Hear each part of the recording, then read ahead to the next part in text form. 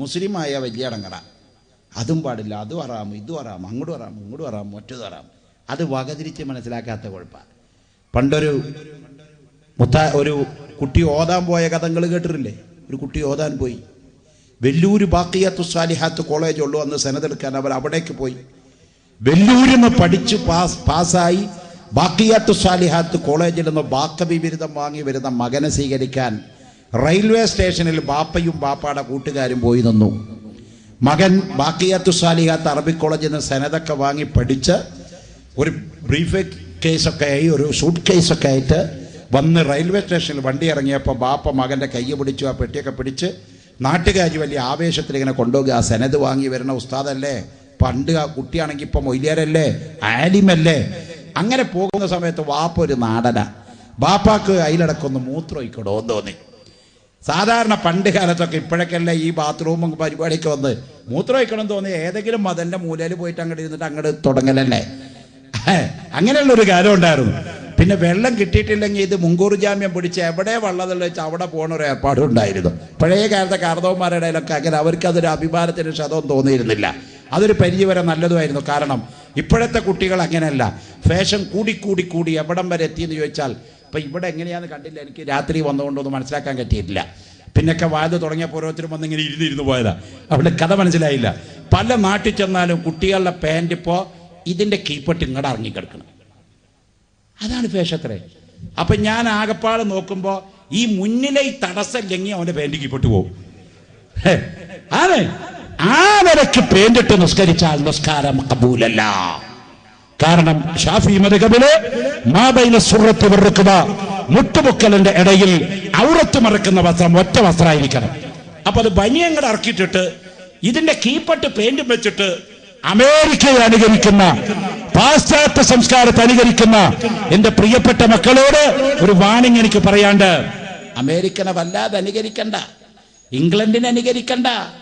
Obama കൂടി ഇപ്പൊ പറയണത് ലോകത്തെ പേടിക്കേണ്ടത് രണ്ടു കൂട്ടരെ, ഒന്ന് ചൈന, രണ്ട് ഇന്ത്യ. ആ 10 കൊല്ലം കഴിയുമ്പോ നിങ്ങൾ എഴുതി വെച്ചോ, 10 കൊല്ലം കഴിയുമ്പോ നിങ്ങളുടെ ഈ നാട്ടില് ഒരു ദിവസം സുബഹിസ്കരിച്ച് നിങ്ങൾ പള്ളിയിൽ നിന്ന് ഇറങ്ങുമ്പോ കാണാം ഒരു മദാമയും സായിപ്പും അവിടെ കിടക്കണ, വെള്ളക്കാരനും വെള്ളക്കാരത്തെയും ഊന്നുപടി കയ്യിലും പിടിച്ച് നിൽക്കലുണ്ടാവും. നിങ്ങൾ പള്ളിയിൽ നിന്ന് സുബഹിസ്കരിച്ച് വരുമ്പോൾ അവർ പറയും, good morning sir, how are you?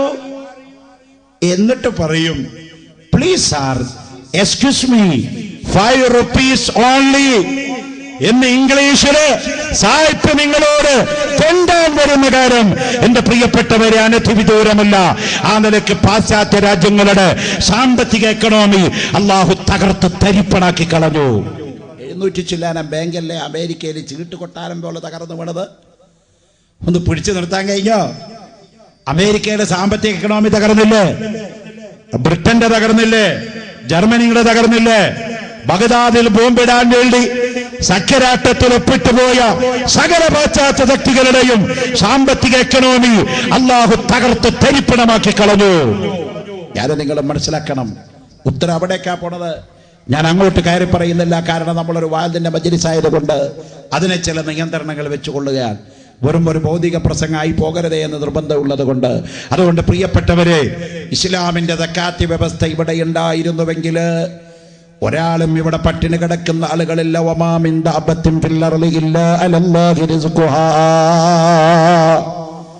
മുതലാളിമാർക്ക് പണം കൊടുത്തത് അല്ലാഹുവാണ്, സൗകര്യം ചെയ്തു കൊടുത്തത് അല്ലാഹുവാണ്. അവർ ശരിക്കും ഇസ്ലാമിന്റെ സാമ്പത്തിക വ്യവസ്ഥയ്ക്ക് സക്കാത്ത് കൊടുക്കേണ്ടവരാണ്. ഇരിക്കട്ടെ, അത് കാര്യകാരണ സഹിതം പിന്നീട് ഒരു സമയത്ത് നമുക്ക് പ്രതിപാദിക്കേണ്ട വിഷയമാണ്. ലോകമെന്ന് ഇസ്ലാമിന്റെ സാമ്പത്തിക വ്യവസ്ഥയെ ഫോളോ ചെയ്യുകയാണ്. ലോകമെന്ന് ഇസ്ലാമിക സംസ്കാരത്തിലേക്ക് വരികയാണ്. വരാത്തവർക്ക് ശക്തമായ താക്കീതാണ് ഖുർആൻ. അതിലേക്കാണ് ഞാൻ നിങ്ങളുടെ ശ്രദ്ധ കൊണ്ടുപോയത്. അതെ, ഇവിടെ സ്വവർഗരതിയെ നിയമവിധേയമാക്കുകയും സ്വവർഗ വിഭാഗത്തിന് അംഗീകാരം കൊടുക്കുകയും ചെയ്താൽ ഇവിടെ എന്ത് സംഭവിക്കുമോ? ഖുർആൻ പറഞ്ഞിട്ടുണ്ട്, അല്ലാഹു പറഞ്ഞിട്ടുണ്ട് ഖുർആനില്, അഇന്നകും ലതഅതൂന الرجال ശഹവത മിൻ ദൂനിൻ നിസാഇ ബൽ അൻതും ഖൗമുൻ മുസ്രിഫൂൻ. വയല് കഴിഞ്ഞു പോയി നിങ്ങൾ വേൾഡ് മാപ്പ് എടുത്തു നോക്കിയാൽ ഏഡൻ എന്ന് പറയുന്ന ഒരു രാജ്യം കാണാം. ആ രാജ്യത്തിന്റെ സൈഡിൽ ചുവപ്പ് മഷി കൊണ്ട് അടയാളപ്പെടുത്തിയ ഒരു ചെറിയ കുത്ത് കാണാം. അതിന്റെ മുകളിൽ ഇംഗ്ലീഷിൽ എഴുതിയതായി കാണാം ഡെഡ് സീ, അറബിയിൽ എഴുതിയതായി കാണാം അൽ ബഹറുൽ മയ്യിത്ത്. മലയാളത്തിൽ അതിന്റെ അർത്ഥം ചാവ് കടൽ എന്നാണ്. നിങ്ങളുടെ ഈ കാണുന്ന കടൽ അറബിക്കടലാണ്. തിരുവനന്തപുരത്ത് കാണുന്ന കടൽ അറബിക്കടലാണ്. ഇന്ത്യൻ മഹാസമുദ്രമാണ്. അതിൻ്റെ അപ്പുറത്ത് കാണുന്ന കടൽ പസഫിക് സമുദ്രമാണ്. ലോകത്തിലെ ഏറ്റവും വലിയ സമുദ്രം ശാന്ത സമുദ്രമാണ്. എത്രത്തോളം എന്നറിയോ പ്രിയപ്പെട്ടവരെ? ഹിമാലയ പർവ്വതത്തിന്റെ ഏറ്റവും വലിയ കൊടുമുടിയായ എവറസ്റ്റ് കൊടുമുടി കൊണ്ടുപോയി പസഫിക് സമുദ്രത്തിൽ കുത്തി നിവർത്തി വെച്ച് കഴിഞ്ഞാൽ അതിന്റെ തല പോലും കാണൂലത്രേ. അത്ര ആഴമുള്ള സമുദ്രമാണ് പസഫിക് സമുദ്രം. എന്നാൽ ഈ അറബിക്കടലിൽ, നമ്മുടെ തൊട്ടടുത്ത് കിടക്കുന്ന അറബിക്കടലിന്റെ തീരത്ത് നിങ്ങൾ ചെന്ന് ഒരു ചെറിയ കല്ലെടുത്ത് അറബിക്കടലിലേക്ക് ഇട്ടാൽ കാണൂല. ആ കല്ലങ്ങ് താഴ്ന്നു പോകുമല്ലോ. എന്നാൽ ചാവ് കടല് ഒരാനയെ കൊണ്ടുപോയി ആ കടലിലിട്ടാലും, ഒരു തിമിംഗലത്തെ കൊണ്ടുപോയി ആ കടലിലിട്ടാലും, ഒരു ട്രെയിനിൽ തന്നെ കൊണ്ടുപോയി ആ കടലിലിട്ടാലും റബ്ബർ പോലെ പൊന്തിക്കിടക്കുമല്ലോ. കാരണം എന്താ? പരിശുദ്ധ ഖുർആനതാ പറയുന്നു, ആ ചാവ് നദീതീരത്ത് താമസിച്ചിരുന്ന ജനത ലൂത്ത് നബി അലൈഹിസ്സലാമിന്റെ പ്രബോധനം കൊണ്ട്, ധിക്കാരം കൊണ്ട് കുരുത്തക്കേട് വാങ്ങിച്ച ജനതയായിരുന്നു. അവർ മത്സ്യബന്ധനവുമായി ജീവിക്കുന്ന ജനതയായിരുന്നു. അവരിൽ ഒരു വൃത്തികെട്ട സംസ്കാരമുണ്ടായിരുന്നു. വികാരശമനത്തിന് സ്ത്രീകളെ ഉപയോഗിക്കുന്നതിന് പകരമായി ആണുങ്ങളിലൂടെ വികാരശമനം നടത്തിയവരാണവർ. ഖുർആൻ പറഞ്ഞതാണ്, ഇന്നക്കും ലതഅതൂന റിജാല ശഹവതൻ. വികാരം ശമിപ്പിക്കാൻ നിങ്ങൾ പുരുഷന്മാരിലേക്ക് പോവുകയാണോ? മിൻ ദൂനിൻ നിസാ, സ്ത്രീകളെ കൂടാതെ. ബൽ, കേൾക്കണം, അൻതും ഖൗമും മുസ്രിഫൂൻ, നിങ്ങൾ വളരെ വൃത്തികെട്ട ജനങ്ങളാണെന്ന് ഖുർആൻ. ആ ജനത പിന്മാറാൻ തയ്യാറായില്ല. അവരിലേക്ക് സന്മാർഗത്തിന്റെ വെളിച്ചവുമായി ലൂത്ത് നബി അലൈഹിസ്സലാം ഇറങ്ങി വന്നു. ലൂത്ത് നബി അലൈഹിസ്സലാം അവരോട് പറഞ്ഞു, ജനങ്ങളെ, നിങ്ങൾക്ക് വികാരശമനത്തിന് വേണ്ടി അള്ളാഹു പെണ്ണിനെ പടച്ചത്. അതുകൊണ്ട് നിങ്ങൾ സ്ത്രീയിലൂടെ നിങ്ങളുടെ വികാരശമനം വരുത്തുക. നിങ്ങൾ സ്ത്രീയിലൂടെ വികാരശമനം വരുത്തുക. നിങ്ങൾ പുരുഷന്മാരിലൂടെ വികാരശമനം വരുത്തരുത്.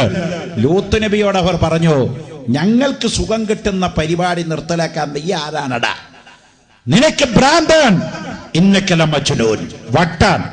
ലൂത്ത് നബി അലൈഹിസ്സലാമിനെ അവർ അപഹസിച്ചു, പരിഹസിച്ചു. അവസാനം പതിറ്റാണ്ടുകൾ ലൂത്ത് നബി അലൈഹിസ്സലാം ആ ജനതയെ സന്മാർഗത്തിലേക്ക് ക്ഷണിച്ചു. അവർ സ്വവർഗഭോഗം അധികരിപ്പിച്ചു. ആ നാട് മുഴുവൻ സ്വവർഗഭോഗികളായി മാറി. ലൂത്ത് നബി അള്ളാഹുവിനോട് ദുആ ചെയ്തു. അള്ളാഹു തീരുമാനിച്ചു ആ ജനതയെ നശിപ്പിക്കാൻ. ഒരു വൈകുന്നേര സമയമായപ്പോ ലൂത്ത് അലൈഹിസ്സലാമിന്റെ വീട്ടിലേക്ക് മലായിക്കത്ത് ഇറങ്ങി. ശിക്ഷയുടെ മലക്കുകൾ വന്നത് നല്ല വേഷപ്രച്ഛന്നതയുള്ള, കാണാൻ കൊള്ളാവുന്ന, മീശ മുളക്കാത്ത, അറബിയിൽ അമ്രതെന്ന് പറയുന്ന നല്ല ഭംഗിയുള്ള ആൺകുട്ടികളുടെ രൂപത്തിൽ മലക്കുകള് ലൂത്ത് നബി അലൈഹിസ്സലാമിന്റെ വീട്ടിലേക്ക് വന്ന് കയറുകയാണ്. അങ്ങാടിയിലൂടെ മലക്കുകള് നല്ല ഭംഗിയുള്ള കുട്ടികളുടെ വേഷത്തിൽ വരുന്നത് സ്വവർഗഭോഗികളെ അത്ഭുതപ്പെടുത്തി. അവർ ഈ കുട്ടികളുടെ പുറകെ കൂടി ലൂത്ത് നബി അലൈഹിസ്സലാമിന്റെ വീട്ടിലേക്ക് കയറുന്നതിന്റെ പിറകെ വന്നു. അവർ വന്നിട്ട് പറഞ്ഞു, ലൂത്ത്, നിന്റെ വീട്ടിലേക്ക് കയറി വന്ന വിരുന്നുകാരായ നല്ല സുന്ദര കുട്ടപ്പന്മാരായ ആൺകുട്ടികളുണ്ടല്ലോ, അവരെ ഇങ്ങി ഇറക്കി വിട്ടതാ. ഞങ്ങൾ അവരുമായി ഇന്നത്തെ രാത്രി ഒന്ന് സംഗമിക്കട്ടെ. ലൂത്ത് നബി അലൈഹിസ്സലാം പറഞ്ഞു, ജനങ്ങളെ, നിങ്ങൾ എന്ത് വൃത്തികേടാ കാണിക്കുന്നത്? എന്റെ വീട്ടിലേക്ക് വിരുന്നു വന്ന ജനങ്ങളെ നിങ്ങൾ സ്വവർഗഭോഗത്തിന് വിധേയമാക്കുകയോ? നിങ്ങൾ പിരിഞ്ഞു പോകൂ. ആ ജനത പറഞ്ഞു, ഞങ്ങൾ പിരിഞ്ഞു പോകില്ല. അവരെ ഞങ്ങൾക്ക് വിട്ടു തന്നില്ലെങ്കിൽ നിന്റെ വീട് തീ കൊണ്ട് ചുട്ടരിച്ചു കളയൂ. ലൂത്ത് നബി അലൈഹിസ്സലാമിനോട് മലക്കുകൾ പറഞ്ഞു, ലൂത്ത് നബിയെ, നിങ്ങൾ ഭയപ്പെടണ്ട. ഈ ജനങ്ങളുടെ മാനസികാവസ്ഥ നിങ്ങൾ മനസ്സിലാക്കിയല്ലോ. അതുകൊണ്ട് ഞങ്ങള് അല്ലാഹുവിന്റെ അദാബുമായി വന്ന മലക്കുകളാണ്. ഇന്നത്തെ രാത്രി നേരം വെളുക്കുന്നതിന്റെ, പ്രഭാതമാകുന്നതിന് മുന്നേ നിങ്ങളൊക്കെ രാജ്യത്തിന്റെ മറുകര ബോർഡർ വിട്ട് കിടക്കണം. നിങ്ങളും നിങ്ങളുടെ ഭാര്യയും നിങ്ങളുടെ സന്താനങ്ങളും നിങ്ങളുടെ കുടുംബക്കാരും ഈ രാജ്യത്തിന്റെ ബോർഡർ സുബഹിയുടെ മുമ്പ് നടന്നുകൊള്ളണം. സുബഹിയായാൽ ഈ നാട് അള്ളാഹു അട്ടിമറിക്കാൻ പോവുകയാണ്. അതിന്റെ മുമ്പ് നിങ്ങൾ നാട് വിടണം. ലൂത്ത് നബി അലൈഹിസ്സലാം തന്റെ ഭാര്യനെ വിളിച്ചു വിവരം പറഞ്ഞു, കുടുംബക്കാരെ വിളിച്ചു വിവരം പറഞ്ഞു. അവരെല്ലാം നാട് വിടാൻ തയ്യാറായി. ആ സമയത്ത് അല്ലാഹു ലൂത്ത് നബിനെ വിളിച്ചിട്ട് പറഞ്ഞു,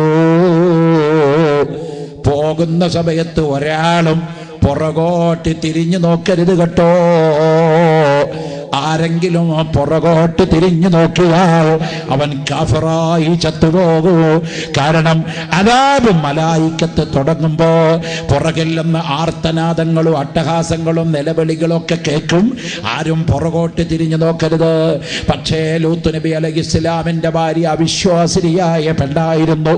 പിഴച്ചുപോയവളല്ല, വ്യഭിചാരിയല്ല, അതേ സ്വഭാവദൂഷ്യമുള്ളവളല്ല.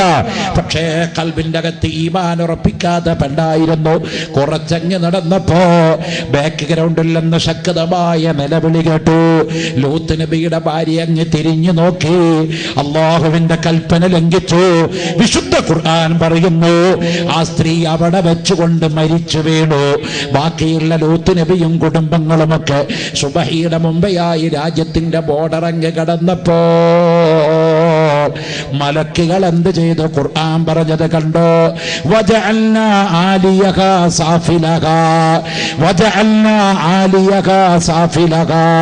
മലക്കുകൾ അങ്ങ് ചെന്ന രാജ്യത്തിന്റെ താഴ്ഭാഗം ഇങ്ങ് കോരിയെടുത്തു. ഒരൊറ്റ മറിയങ്ങ് മറിച്ചു. ആലിയഹാ സാഫിലഹാ, മേൽഭാഗമെടുത്ത് താഴോട്ട് കൊട്ടി, പസഫിക് സമുദ്രത്തിൽ കൊണ്ടുപോയി കൊട്ടി. തീർന്നില്ല. വഅംതർനാ അലൈഹാ, ആകാശത്തുനിന്ന് മഴ പെയ്യിപ്പിച്ചു. എങ്ങനത്തെ മഴ? ഹിജാറത്തൻ മിൻ സിജ്ജീൽ, ചൂടാക്കപ്പെട്ട ഇഷ്ടികക്കല്ല് മലക്കുകൾ ആകാശത്തുനിന്ന് തുരുതുരാ വർഷിപ്പിച്ചു. അവിടെ ചാവ് കടലാക്കി ഖിയാമത്ത് നാൾ വരെ. എന്തുകൊണ്ടാ അവിടെ ചാവുകടൽ വന്നത്? ജോർദാനിന്റെ തീരത്ത് എന്തുകൊണ്ടാ ചാവുകടലുണ്ടായത്? ആധുനിക ശാസ്ത്രജ്ഞന് കാരണം പറഞ്ഞത് ചാവുകടൽ ഉപ്പിന്റെ സാന്ദ്രത കൂടുതലാണ്. നമ്മുടെ നാട്ടിലെ കടൽ വെള്ളത്തിലുള്ള ഉപ്പല്ല, അതിന്റെ 1000 ഇരട്ടി ഉപ്പിന്റെ സാന്ദ്രത കൂടുതലായതുകൊണ്ടാണ് ചാവുകടലിൽ ഏത് കനമുള്ള വസ്തുവും റബ്ബർ പോലെ പൊങ്ങിക്കിടക്കുന്നത് എന്നാ. അതെങ്ങനെയൊരു കാരണം ഉണ്ടാവും ഏതിനും, അല്ലേ? കാരണം ഒരു കാര്യമല്ല, ഒരു കാരണം ഉണ്ടാവും. എന്തൊരു കാര്യം നടക്കണോ കാരണം ഉണ്ടാവും. ഇപ്പൊ ഉദാഹരണങ്ങൾ നോക്ക്. ഇപ്പൊ ഞാനിങ്ങ് വരുമ്പോ കോട്ടക്കലങ്ങ് കഴിഞ്ഞ സമയത്ത് റോഡിന്റെ സൈഡിൽ ഒരു വാഹനം പറഞ്ഞു കിടക്കുന്നു. ഒരാൾ മരണപ്പെട്ടിരിക്കുന്നു. നമ്മൾ സാധാരണ എന്താ പറയാ?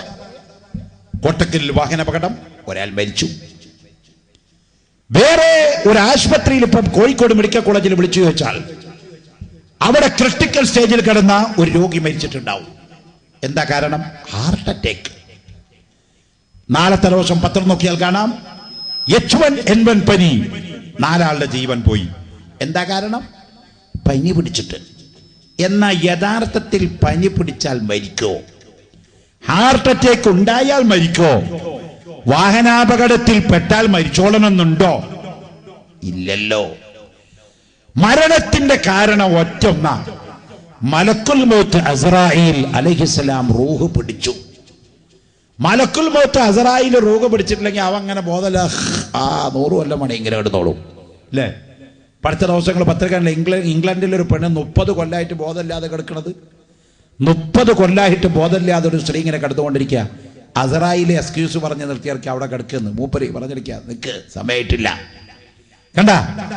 അപ്പൊ മരണത്തിന്റെ കാരണം അസ്റായീൽ അലൈഹിസ്സലാം എന്ന മലക്ക് റൂഹ് പിടിക്കല. പക്ഷെ നമ്മൾ ആരും പറയാറില്ല കോട്ടക്കൽ വാഹനാപകടം, അസ്റായീൽ ഒരാളുടെ റൂഹ് പിടിച്ചു. പത്രത്തിൽ അങ്ങനെയില്ല. വാഹനാപകടത്തിൽ മരിച്ചു, ഹാർട്ട് അറ്റാക്ക് കൊണ്ട് മരിച്ചു, അല്ലേ? ഇത് വജഅൽനാ ലികുല്ലി ഷൈഇൻ സബബാ. പരിശുദ്ധ ഖുർആനിൽ അല്ലാഹു നമുക്ക് പരിചയപ്പെടുത്തി, ലോകത്ത് ഏതൊരു സംഭവം നടക്കണോ അതിനൊരു കാരണം ഉണ്ടാവും. പക്ഷെ യഥാർത്ഥ കാരണം വേറെ കേട്ടോ. അപ്പൊ ചാവുകടലിൽ ഉപ്പിന്റെ സാന്ദ്രത വർദ്ധിച്ചു പോയത് സ്വവർഗഭോഗികളെ കൊണ്ടുപോയി കൊട്ടുകയും ആകാശത്തുനിന്ന് അല്ലാഹു ചൂടുള്ള ഇഷ്ടികക്കല്ല് മഴയായി വർഷിപ്പിക്കുകയും ചെയ്തു. ആ കാരണം കൊണ്ട് അല്ലാഹു അവിടെ ഉപ്പിന്റെ സാന്ദ്രത കൂട്ടി. അവിടെ ഖിയാമത്ത് നാൾ വരെ സ്വവർഗഭോഗികൾക്കുള്ള വാണിങ്ങായി ചാവുകടൽ അല്ലാഹു പ്രഖ്യാപിച്ചു. അതുകൊണ്ട് കോടതികളോട് പറയാനുള്ളത്, ഇസ്ലാമിക സംസ്കാരം മാനവിക സംസ്കാരമാണ്. ഇസ്ലാമിക സംസ്കാരം അപഹസിക്കപ്പെടേണ്ട സംസ്കാരമല്ല. ഉദാഹരണം നിങ്ങൾ കണ്ടോ? നായാപന്നി അല്ല മോനെ, നായാപന്നി. ഇത് രണ്ടിനോടും ഇസ്ലാം ഒരു ഡിസ്റ്റൻസ് കീപ്പ് ചെയ്തിട്ടുണ്ട്. എന്താ അത്? നായ തൊട്ടാൽ പന്നി തൊട്ടാൽ രണ്ടും ശക്തിയായ നജസ. അത് ശുദ്ധിയാക്കിയാലും ശുദ്ധിയാകാത്ത നജസ. നായയും പന്നിയും അതിന്റെ തോള് കൊണ്ടുപോയിട്ട് നായയുടെയും പന്നിയുടെയും തോല് ഡെറ്റോളിട്ട് കഴുകിയിട്ടും കാര്യമില്ല, സൾഫ്യൂരിക് ആസിഡ് ഇട്ട് കഴുകിയിട്ടും കാര്യമില്ല. ഇസ്ലാം വളരെ കർശനായി പറഞ്ഞു ശുദ്ധിയാക്കിയാലും ശുദ്ധിയാവില്ല. പക്ഷെ നായയോ പന്നിയോ തൊട്ട വസ്തു, സ്ഥലം അത് ശുദ്ധിയാക്കണമെങ്കിൽ 7 പ്രാവശ്യം ശുദ്ധിയുള്ള വെള്ളം കൊണ്ട് കഴുകുകയും അതിൽ 1 പ്രാവശ്യം ശുദ്ധിയുള്ള മണ്ണുകലർന്ന വെള്ളം കൊണ്ട് കഴുകുകയും വേണം. ലോകത്താദ്യമായി ഇത് പ്രഖ്യാപിച്ച ജനനായകൻ അഷ്റഫുൽ ഖൽഖ് മുഹമ്മദുർ റസൂലുള്ളാഹി. എന്നാൽ കണ്ട നായനെയും പന്നിനെയൊക്കെ തല്ലിക്കൊല്ലാൻ ഇസ്ലാം നമ്മളോട് പറഞ്ഞിട്ടുണ്ടോ മോനെ? ഇല്ല കേട്ടോ. ഈ ജീവികളോട് നമുക്കൊരു വെറുപ്പില്ല. അങ്ങനെ നയപ്പന്നി അങ്ങനെ ഒരു മാനസികാവസ്ഥ അല്ല.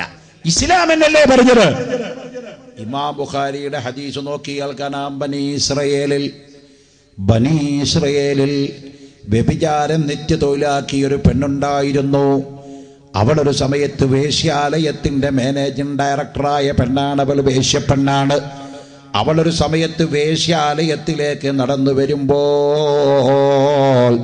വഴിയിൽ ഒരു കിണറിന്റെ അരികെ ഒരു നായ നിന്നുകൊണ്ട് നാക്ക് താഴേക്ക് തൂക്കിയിട്ട് കൊണ്ട് വെള്ളത്തിന് ദാഹിച്ചുകൊണ്ട് നിൽക്കുകയാണ്. വ്യഭിചാരശാലയുടെ മാനേജിംഗ് ഡയറക്ടറായ ഉടമസ്ഥയായ പെണ്ണ്, വേശ്യപ്പണി നടത്തുകയും വിൽക്കുകയും ചെയ്യുന്ന പെണ്ണ്, അത് വിറ്റ് ഉപജീവന മാർഗം നടത്തുന്ന പെണ്ണ്, ഒരു നായ നാക്ക് തൂക്കിയിട്ട് വെള്ളത്തിന് ദാഹിച്ചു നിൽക്കുന്ന കാഴ്ച കണ്ടപ്പോൾ അവളുടെ മനസ്സങ്ങലിഞ്ഞു. അവളുടെ കാലിൽ കിടന്നിരുന്ന സോക്സ് ഊരിയെടുത്തു, ഒരു കയറുമ്മ കെട്ടി കിണറിലേക്ക് ഇറക്കി. ആ വെള്ളം അങ്ങ് മുക്കിയെടുത്ത് നായയുടെ വായിലേക്ക് വെള്ളം പീഞ്ഞു കൊടുത്ത ആ പെണ്ണ് സ്വർഗത്തിലാണെന്ന് കാല റസൂലുള്ളാഹ്. നായ എന്ന് പറഞ്ഞ ജീവിയോടൊരു അന്ധമായ വിരോധമുണ്ടായിരുന്നുവെങ്കിൽ നായക്ക് വെള്ളം കൊടുത്ത പെണ്ണ് സ്വർഗത്തിലാണെന്ന് റസൂലുള്ള പറയണോ? അതുകൊണ്ട് നായയോട്, ഒരു ജീവിയോട് അന്ധമായ വിരോധം നമുക്കില്ല, ഇസ്ലാം പഠിപ്പിച്ചിട്ടില്ല. എന്നാൽ എൻ്റെ പ്രിയപ്പെട്ടവരെ, വേറെ ഒരു പെണ്ണിന്റെ ചരിത്രം റസൂലുള്ള പറഞ്ഞത് കണ്ടോ? പൂച്ചയെ കെട്ടിയിടുകയും അതിനെ ഉപദ്രവിക്കുകയും അതിന്റെ സഞ്ചാര സ്വാതന്ത്ര്യം നിഷേധിക്കുകയും ചെയ്ത ഒരു പെണ്ണ്. രാത്രി മുഴുവൻ നിന്ന് സുന്നത്ത് നിസ്കരിക്കുന്നവളായിരുന്നു അവള്. പകൽ ഒട്ടുമിക്ക ദിവസവും സുന്നത്ത് നോമ്പ് നോക്കുന്നവളായിരുന്നു അവള്. ആ പൂച്ചയെ ഉപദ്രവിച്ചതിന്റെ പേരിൽ അല്ലാഹു നരകത്തിലാക്കി കളഞ്ഞല്ലോ. മൃഗങ്ങളോട് കരുണ കാണിക്കാൻ പഠിപ്പിച്ചത് മേനകാ ഗാന്ധിയല്ല, മൃഗസംരക്ഷണ വകുപ്പല്ല, മാനവികത ഉയർത്തിപ്പിടിച്ച അഷ്റഫുൽ ഖൽഖ് മുഹമ്മദ് മുസ്തഫ. പക്ഷെ ആ റസൂലുള്ള തന്നെ പറഞ്ഞു, നായയോടും പന്നിയോടും ഒരു ഡിസ്റ്റൻസ് കീപ്പ് ചെയ്യണം. മാനവികതയോടൊക്കെ ഉണ്ട്, സംരക്ഷണം അവിടെ ഉണ്ട്. ജീവജാലങ്ങളോട് സഹിഷ്ണുത കാണിക്കണം, അതൊക്കെ ഇസ്ലാമുണ്ട്. പക്ഷേ ഇസ്ലാം പറഞ്ഞു നായയോടും പന്നിയോടും നിങ്ങൾ ഡിസ്റ്റൻസ് കീപ്പ് ചെയ്യണം. എന്തിന്റെ പേരിലാവട്ടെ, പന്നിപ്പനിക്ക് ഇപ്പൊ പന്നിയായിട്ട് ബന്ധമുണ്ടോന്നും ഇല്ലാന്നും അഭിപ്രായ വ്യത്യാസമുണ്ട്. പന്നിപ്പനിക്ക് പന്നിയായിട്ട് ബന്ധമുണ്ടോന്നും ഇല്ലാന്നും ആവട്ടെ, ആവാതിരിക്കട്ടെ. പേര് പന്നിപ്പനിയാണല്ലോ. ഞാനിപ്പോഴേ ആശുപത്രിയിൽ ഇങ്ങനെ ഇരിക്കുന്ന സമയത്ത് ഒരു സുഹൃത്ത് എന്നെ കാണാൻ വേണ്ടി വന്നു. ഒരു വയസ്സായൊരു കാരണവരാ. അപ്പം അദ്ദേഹം ആ കൗണ്ടറിലൂടെ നടന്നിട്ട് ഇങ്ങനെ ഹോസ്പിറ്റലിൽ അഡ്മിറ്റ് ചെയ്ത രോഗികളുടെ പേരിങ്ങനെ വായിച്ച് കണ്ണാട വെച്ച് ബുദ്ധിമുട്ടിട്ട് ഞാൻ കാണുന്നുണ്ട്. അപ്പം ഞാൻ കൗണ്ടറിൽ നിന്ന് ഒരു അറ്റൻഡറെ വിളിച്ചിട്ട് പറഞ്ഞു, ആ കാരണവർ ആരുടെ പേരാ വായിക്കണ ചോദിച്ച് സഹായിച്ചു കൊടുക്കുകയെന്ന് പറഞ്ഞു. അയാൾ ചെന്നിട്ട് പറഞ്ഞു, ഉസ്താദ് അവിടെ ഇരിക്കുന്നുണ്ട് പറഞ്ഞു. ഇത് കേട്ട പാതി പിന്നെ മൂപ്പര് വായന നടത്തി നേരെ റൂമിലോട്ട് വന്നു. അപ്പം ഞാൻ ഇരുത്തി ചോദിച്ചു, കാരണവരോട് എന്താ നിങ്ങൾക്ക് ആരെയാണ് കാണേണ്ടത്? അപ്പോൾ പറഞ്ഞു, എൻ്റെ ഒരു കുടുംബത്തിൽപ്പെട്ട ഒരാൾ ഇവിടെ ഉസ്താദെ അഡ്മിറ്റ് ചെയ്തിട്ടുണ്ട്, ഏത് റൂമിലാ കിടക്കുന്നത് അറിയില്ല എന്ന്. അപ്പം ഞാൻ റിസപ്ഷനിൽ വിളിച്ചിട്ട് ചോദിച്ചപ്പോൾ റൂം നമ്പർ പറഞ്ഞു. ഞാൻ പറഞ്ഞു, ഇത്രാം നമ്പർ റൂമിലാണ് ആൾ കിടക്കുന്നത്. ഉടനെ ഈ കാരണവർ, ഈ വയസ്സായ ആളെ എന്നോട് ചോദിച്ചു, അയാൾക്ക് എന്താ അസുഖം എന്ന് അറിയോ ഉസ്താദ് ചോദിച്ചു. അയാൾക്ക് പനിയാന്നാ കേട്ടത് എന്ന് പറഞ്ഞു. ഹോ, എന്നാൽ ഞാൻ അങ്ങോട്ട് പോണില്ല എന്നായി കാരണവര്. പേടിച്ചു പോയി. കാരണം പന്നിപ്പനി എന്ന് കേട്ടപ്പോഴേക്കും കുടുംബത്തിൽ പിറന്നവന് പരസ്പരം ഇരുന്നു കൊണ്ട് ശ്വാസോച്ഛ്വാസത്തിലൂടെ ഈ പനി പരക്കുമെന്ന് ഒരു ഖ്യാതിയുണ്ടായപ്പോഴേക്കും കുടുംബത്തിൽ പിറന്നവനെ കാണാൻ പോലും ജനങ്ങൾ മടിച്ചു പോകുന്ന മാരകമായ രോഗമായി ബന്ധമുണ്ടാവട്ടെ, ഉണ്ടാവാതിരിക്കട്ടെ. H1N1 എന്ന് പറയുന്ന പഞ്ഞിപ്പനി ലോകത്തെ കിട്ടുകിട്ടാവിറപ്പിച്ചു. ഇതും ഹോൾസെയിൽ ആൻഡ് റീറ്റെയിൽ ഇറക്കുമതി ചെയ്തത് മിസ്റ്റർ ഒബാമയുടെ നാട്ടിൽ നിന്നാ. ഏത് മുസീബത്തും ഫസ്റ്റ് എക്സ്പോർട്ടും ആൻഡ് ഇമ്പോർട്ടും അതിന്റെ ക്രെഡിറ്റ് അമേരിക്കക്കാ. എയ്ഡ്സ് അമേരിക്കയുടെ വകയാ, H1N1 അമേരിക്കയുടെ വകയാ. അല്ലേ? ലോകത്തിലെ മുസീബത്തുകൾ മുഴുവനും അവിടുന്നാണ് പുറപ്പെട്ടുകൊണ്ടിരിക്കുന്നത്. പ്രിയപ്പെട്ടവരെ, ഇസ്ലാം നേരത്തെ പറഞ്ഞില്ലേ നായയും പന്നിയോടൊരു ഡിസ്റ്റൻസ് കീപ്പ് ചെയ്യണമെന്ന്? അള്ളാഹുവിന്റെ റസൂൽ എവിടെയെങ്കിലും പറഞ്ഞോ? മൻ റആ മിൻകും, നിങ്ങൾ ആരെങ്കിലും കണ്ടാൽ, ഒരു നായയെ കണ്ടാൽ, ഫലം യഖ്തുൽഹു, എന്നിട്ട് അവൻ അതിനെ കൊന്നില്ലെങ്കിൽ ഫലൈസ മിന്നാ, അവൻ പരിപൂർണമായി മുസ്ലിം അല്ല എന്ന് റസൂലുള്ളാഹിന്റെ ഹദീസ് ഇല്ലല്ലോ. എന്തേ പറയാഞ്ഞ്? നായയും പന്നിയോടും സഹജീവികളോട് കാണിക്കേണ്ട കാരുണ്യം കാണിക്കണം. അതിനെ കൊല്ലണമെന്ന് ഡെഫിനറ്റ് ആയിട്ട് നിയമമൊന്നുമില്ല. പക്ഷേ ആ കാരുണ്യം കാണിക്കുമ്പോൾ തന്നെ നായ മനുഷ്യന് ദോഷമുണ്ടാക്കുന്ന അണുക്കൾ അതിന്റെ ശരീരത്തിലുണ്ട്. ഈ അടുത്ത കാലഘട്ടത്തില് അമേരിക്കൻ റിസർച്ച് നടത്തുന്ന ആളുകൾ പഠനം നടത്തിയപ്പോ കണ്ടുപിടിച്ചു, നായയുടെ ശരീരത്തിലുള്ള അണുക്കളെ നശിപ്പിക്കാൻ ഡെറ്റോളിനല്ല, ലൈസോളിനല്ല, ഒരു സോപ്പിനും സാധ്യമല്ല. റസൂലുള്ളാഹി പറഞ്ഞെന്താ? നായ തൊട്ടാൽ അവിടെ ശുദ്ധിയാക്കണമെങ്കിൽ ഒരു പ്രാവശ്യം മണ്ണും കൂടിയും കലക്കി കഴുകണമെന്ന്.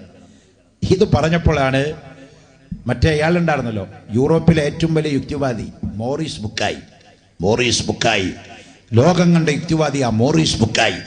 അള്ളാഹുവിന്റെ റസൂലിനെ പറ്റി അയാൾ ഇംഗ്ലീഷിൽ പുസ്തകം എഴുതിയിട്ടുണ്ട്. ആ പുസ്തകത്തിന്റെ പേര് മുഹമ്മദ് ദി ഇഡിയറ്റ് എന്നാ. അതിന്റെ അർത്ഥം ലോകം കണ്ട ഏറ്റവും വലിയ വിഡ്ഢിയാണ് മുഹമ്മദ് സല്ലല്ലാഹു അലൈഹി വസല്ലം. തങ്ങളെ പറ്റി ഇഡിയറ്റ് എന്ന് പറഞ്ഞ പുസ്തകം എഴുതിയ ആളാണ് മോറിസ് ബുക്കായി. ആ പുസ്തകത്തില് മോറിസ് ബുക്കായി അള്ളാഹുവിന്റെ റസൂലിനെതിരെ ഉയർത്ത ഒരു വിമർശനം, മുഹമ്മദ് വിവരമില്ലാത്ത ആളാണ് എന്നതിന്റെ തെളിവ് നായ തൊട്ട സ്ഥലത്ത് മണ്ണിട്ട് കഴുകണം എന്നാ പറഞ്ഞത് എന്നാ. ഇതിന് ഇയാൾ ക്ലാരിഫിക്കേഷൻ പറഞ്ഞ എന്താണെന്നറിയോ? ഇപ്പൊ നമ്മുടെയൊക്കെ വീട്ടിൽ പോയ വീടൊക്കെ മനോഹരമായി ഉണ്ടാക്കിയിരിക്കുക, അകത്ത് വിരിച്ച ഗ്രാനൈറ്റിന്റെ വില എന്താ? ഞാൻ ഇന്നാളെ എൻ്റെ ഒരു സുഹൃത്തിൻ്റെ വീട്ടിൽ പോയി. ചെറിയൊരു വീടാ, ഒരു 5 കോടി രൂപയെ ചിലവാക്കിയിട്ടുള്ളൂ. വീടില്ലേ, ചെറിയൊരു വീടാണല്ലോ. അപ്പൊ അകത്തി വിരിച്ചിരിക്കുന്ന ഗ്രാനൈറ്റിന്റെ വില ചോദിച്ചു. അദ്ദേഹം പറഞ്ഞു, അത് ജർമ്മനിയുടെ ഒറിജിനൽ, ഒരു സ്ക്വയർ ഫീറ്റിന് 2200 രൂപയാ. ഇന്നാലില്ലാഹി വ ഇന്നാ ഇലൈഹി റാജിഊൻ. അല്ല അതെന്ത് പറയാനാ? ആ 2200 രൂപ സ്ക്വയർ ഫീറ്റ് തന്നെ കക്കൂസിലും പതിച്ചിരിക്കുന്നത്. എന്നിട്ട് അവിടെ പോയി നടത്തുന്ന ഏർപ്പാട് ഇതാ. 2200 രൂപ പതിച്ച കക്കൂസിൽ പോയിരുന്നിട്ട് ഈ പണിയാ നടത്തുന്നത് എന്ന് ബോധമുണ്ടോ എൻ്റെ പ്രിയപ്പെട്ട സുഹൃത്തേ? അതൊന്ന് വല്ലതും റിട്ടേൺ കിട്ടാൻ പോടുണ്ടോ?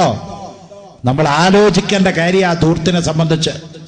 മുസ്ലിം സമുദായത്തിന്റെ അകത്താണ് ഏറ്റവും അധികം ധൂർത്തും ദുർവ്യയവും ഇപ്പോഴും നടന്നുകൊണ്ടിരിക്കുന്നത്. പറയാതിരിക്കാൻ നിർവാഹമില്ല. വിവാഹ കമ്പോളങ്ങളിലാണെങ്കിൽ ഇഷ്ടം പോലെ ഭക്ഷണത്തിന് വേണ്ടി ക്രെഡിറ്റ് പിടിക്കുക നമ്മളല്ലേ. ഞാൻ തൃശ്ശൂരിലെ, ഇപ്പൊ കേരളത്തിൽ തന്നെ ഏറ്റവും വലിയ ഒരു സെന്ററാണ്, കോൺഫറൻസ് ഹാളാണ് തൃശ്ശൂരിലെ ലുലു ഇന്റർനാഷണൽ സെന്റർ. അടുത്ത ഒരു കല്യാണത്തിന് പോയി. പണ്ട് മെരഡിയൻ, എറണാകുളത്തെ മെരഡിയനായിരുന്നു, ഇപ്പം അതല്ല. 5 സ്റ്റാർ ഹോട്ടലടക്കാണ് അവിടെ വരാൻ പോണത് തൃശ്ശൂരിലെ ലുലു ഇന്റർനാഷണൽ സെന്റർ. നല്ല സെന്ററാ, നല്ല ഹാളാ. ഹാളുണ്ടാക്കിയ ആളെ എല്ലാം കുറ്റം പറയുന്നു കേട്ടോ. ഹാള് എന്തിനു വേണ്ടി ഉപയോഗിക്കുന്നു എന്നല്ല പ്രശ്നം. ഈ ഗ്ലാസ്സിൽ കള്ളു പറഞ്ഞാൽ അത് ഹറാമാ, ഗ്ലാസ്സിൽ കട്ടൻ ചായ കുടിച്ചാൽ ഹലാലാ. ഗ്ലാസിനെ കുറ്റം പറഞ്ഞിട്ട് കാര്യമല്ല, ഒഴിക്കുന്ന സാധനത്തിന്റെ മെറിറ്റ് നോക്കിയിട്ടാണ് വിധി വരുന്നത്. അപ്പോ ഒരു കല്യാണത്തിന് ഞാൻ പോയി, വലിയൊരു കല്യാണം. ഒരു 7000 ആളുണ്ട് അവിടെ, 3500 കാർ പാർക്ക് ചെയ്യാം. ചെന്ന് നോക്കുമ്പോ ഒരു കുട്ടി പോയിട്ട് ഒരു പ്ലേറ്റ് എടുത്തു, എന്നിട്ട് ഒരു ചിക്കൻ്റെ കഷ്ണ പ്ലേറ്റിലിട്ട് തിന്നു. പ്ലേറ്റ് കഴിഞ്ഞു. മട്ടൻ എടുക്കാൻ വേണ്ടി വീണ്ടും 2ാമത്തെ പ്ലേറ്റ് എടുക്കുക. അപ്പൊ എൻ്റെ കൂടെ നിൽക്കുന്ന ഒരാൾ പറഞ്ഞു, കുട്ടി പ്ലേറ്റ് മാറരുത് പറഞ്ഞു. എന്തേ ചോദിച്ചു. ഇവിടെ കല്യാണത്തിന് കയറി കോൺട്രാക്ട് കൊടുത്തിരിക്കുന്ന പ്ലേറ്റ് എണ്ണീട്ടാ, ഈ കാറ്ററിംഗ് അമേരിക്കാരൻ ചെയ്തിരിക്കുന്ന പ്ലേറ്റ് അവിടെ വെച്ചിരിക്കുക. ഒരു പ്ലേറ്റ് എടുത്താൽ 600 റുപ്യ ഓണർ അപ്പ പോയി. തിന്നാലും വേണ്ടില്ല തിന്നില്ലേലും വേണ്ടില്ല, പ്ലേറ്റ് ഒന്നിന് 600. ഈ കുട്ടി ഒരു ചിക്കൻ്റെയും ഒരു മട്ടൻ്റെയും കഷ്ണത്തിൽ 2 പ്ലേറ്റ് എടുത്തപ്പോൾ 1200 അപ്പ പോയി. മലയാളിക്ക് വന്ന് പറയാൻ പറ്റുമോ പ്ലേറ്റ് ഓരോന്ന് എടുക്കാവട്ടോ, പ്ലേറ്റ് ഓരോന്ന് എടുക്കാവട്ടോ എന്ന്? ഇത് പറയാൻ ഒരാളെ വെക്കാൻ പറ്റുമോ? ആർക്ക് വേണ്ടിയാ എന്റെ പ്രിയപ്പെട്ടവർ ഈ അനാചാരം? ഒരു നേരത്തെ ഭക്ഷണത്തിന് വേണ്ടി 10,000 ഒരാൾക്ക് വേണ്ടി പെർ ഹെഡ് വെച്ച് ദൂർത്തടിക്കുന്ന ദുർവ്യം പടച്ച റബ്ബ് നമ്മളെ ശിക്ഷിച്ചു കളയും. നമ്മളൊരു കാലത്ത് ദാരിദ്ര്യത്തിന്റെ നീരാക്കയറ്റൊന്ന് കയറി വന്നവരാ. കട്ടൻ ചായക്കും കൊള്ളിക്കേങ്ങും കഴിച്ചിട്ട് നോമ്പ് തുറന്ന കാലം നമ്മളൊന്ന് വിട്ടുപോയിട്ടില്ല. പുതിയ തലമുറ മനസ്സിലാക്കപ്പെടണം. ദൂർത്തടിച്ചു കളയാ, കഴിക്കാനുള്ള ഭക്ഷണമല്ല. ഒരാൾ 1500 റുപ്യയുടെ ഫുഡ് അടിക്കോ? സാക്ഷാ റപ്പായി പോലും അത്ര കഴിച്ചതായിട്ട് അറിവില്ല. അങ്ങനെ ഒരാളുണ്ടായിരുന്നോ തൃശ്ശൂരിൽ? അയാളിപ്പോൾ ഉണ്ടോയെന്നറിയില്ല. റപ്പായി നേരം വെളുക്കുമ്പോഴത്തെ ഭക്ഷണത്തിന്റെ മെനു മൂപ്പർക്ക് 250 ഇഡ്ഡലി, 2 ബക്കറ്റ് സാമ്പാർ, 32 നേന്ത്രപ്പഴക്കായിരുന്നു.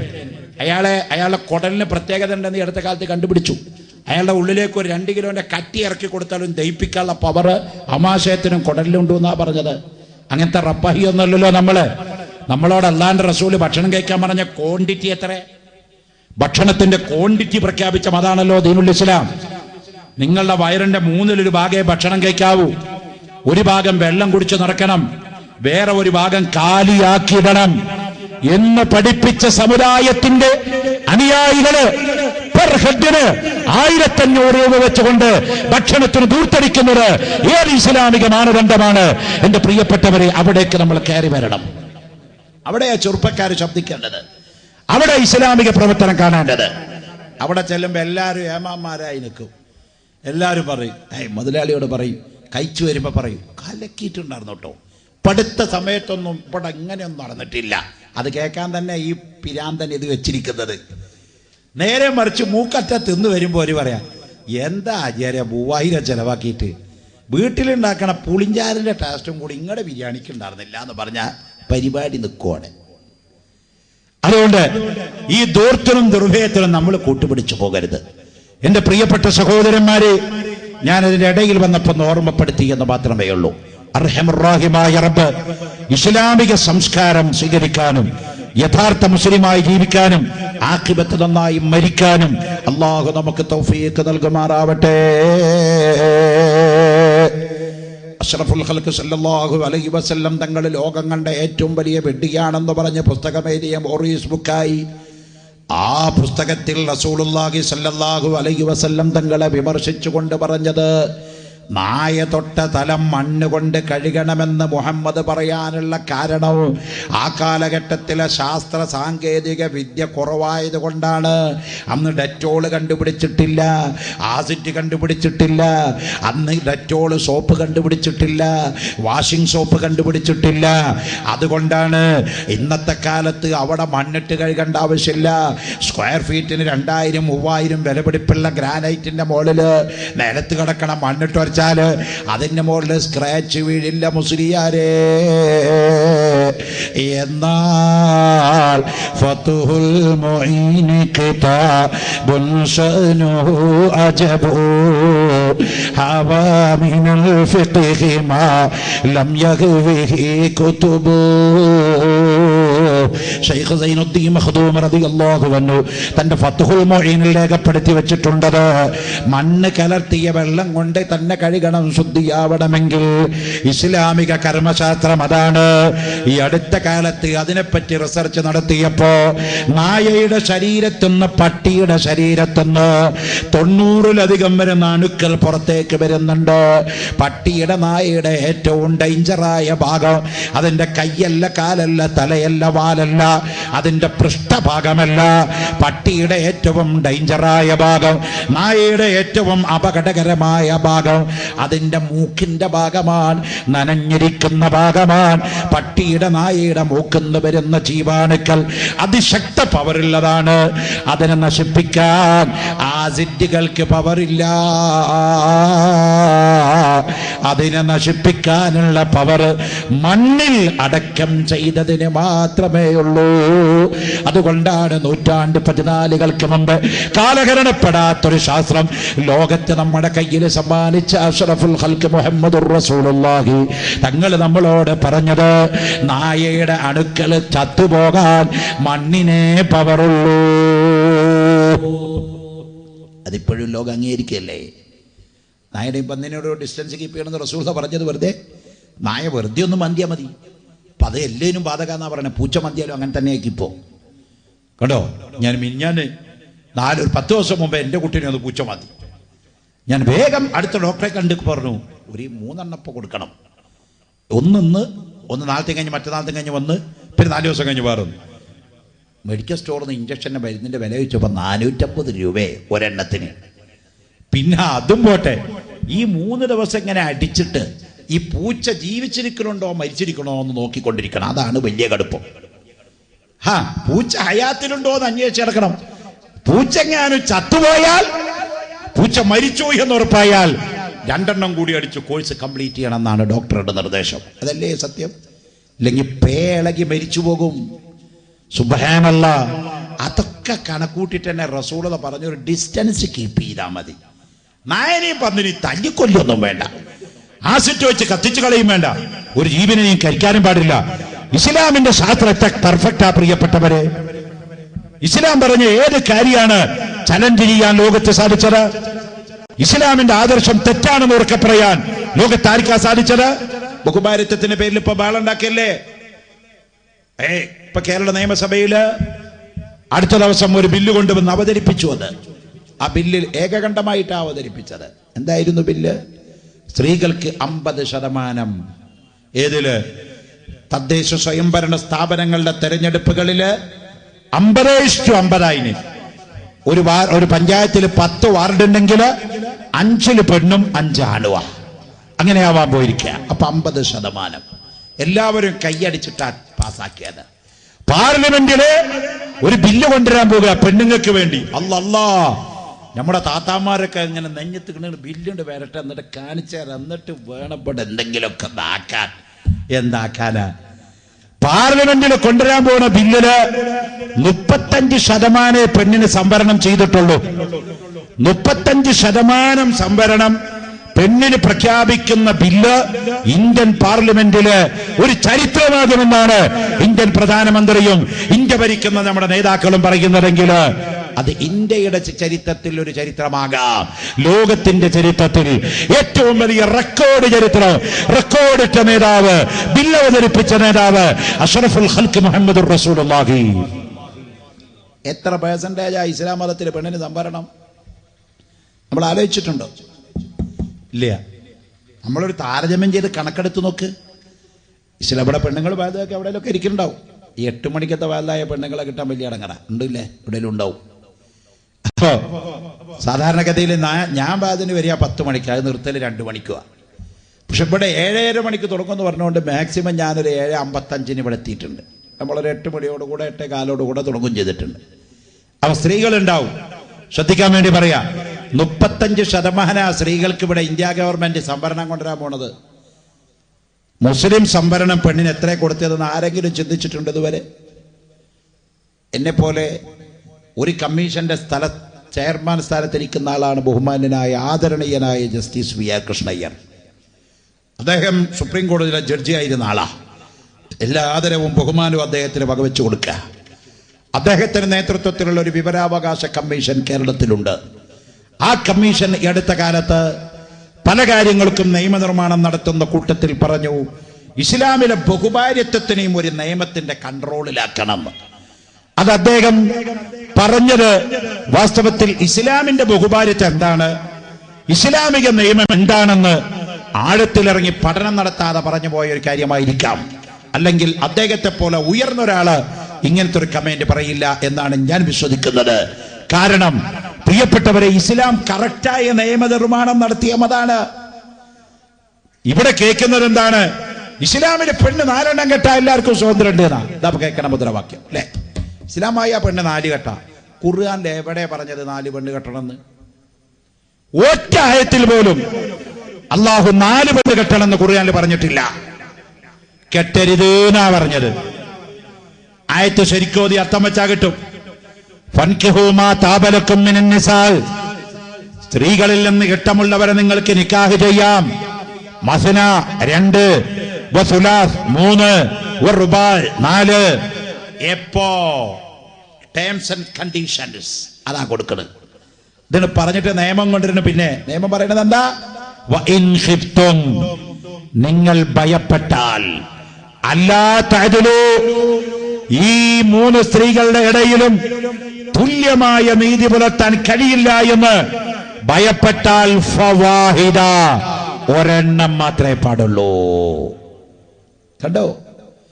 ഈ നീതി എന്ന് പറഞ്ഞാൽ എന്താ? നീതി ഭക്ഷണം, ശാരീരികം, സാമ്പത്തികം, മാനസികം, ഇതിലൊക്കെ തുല്യനീതി വേണം.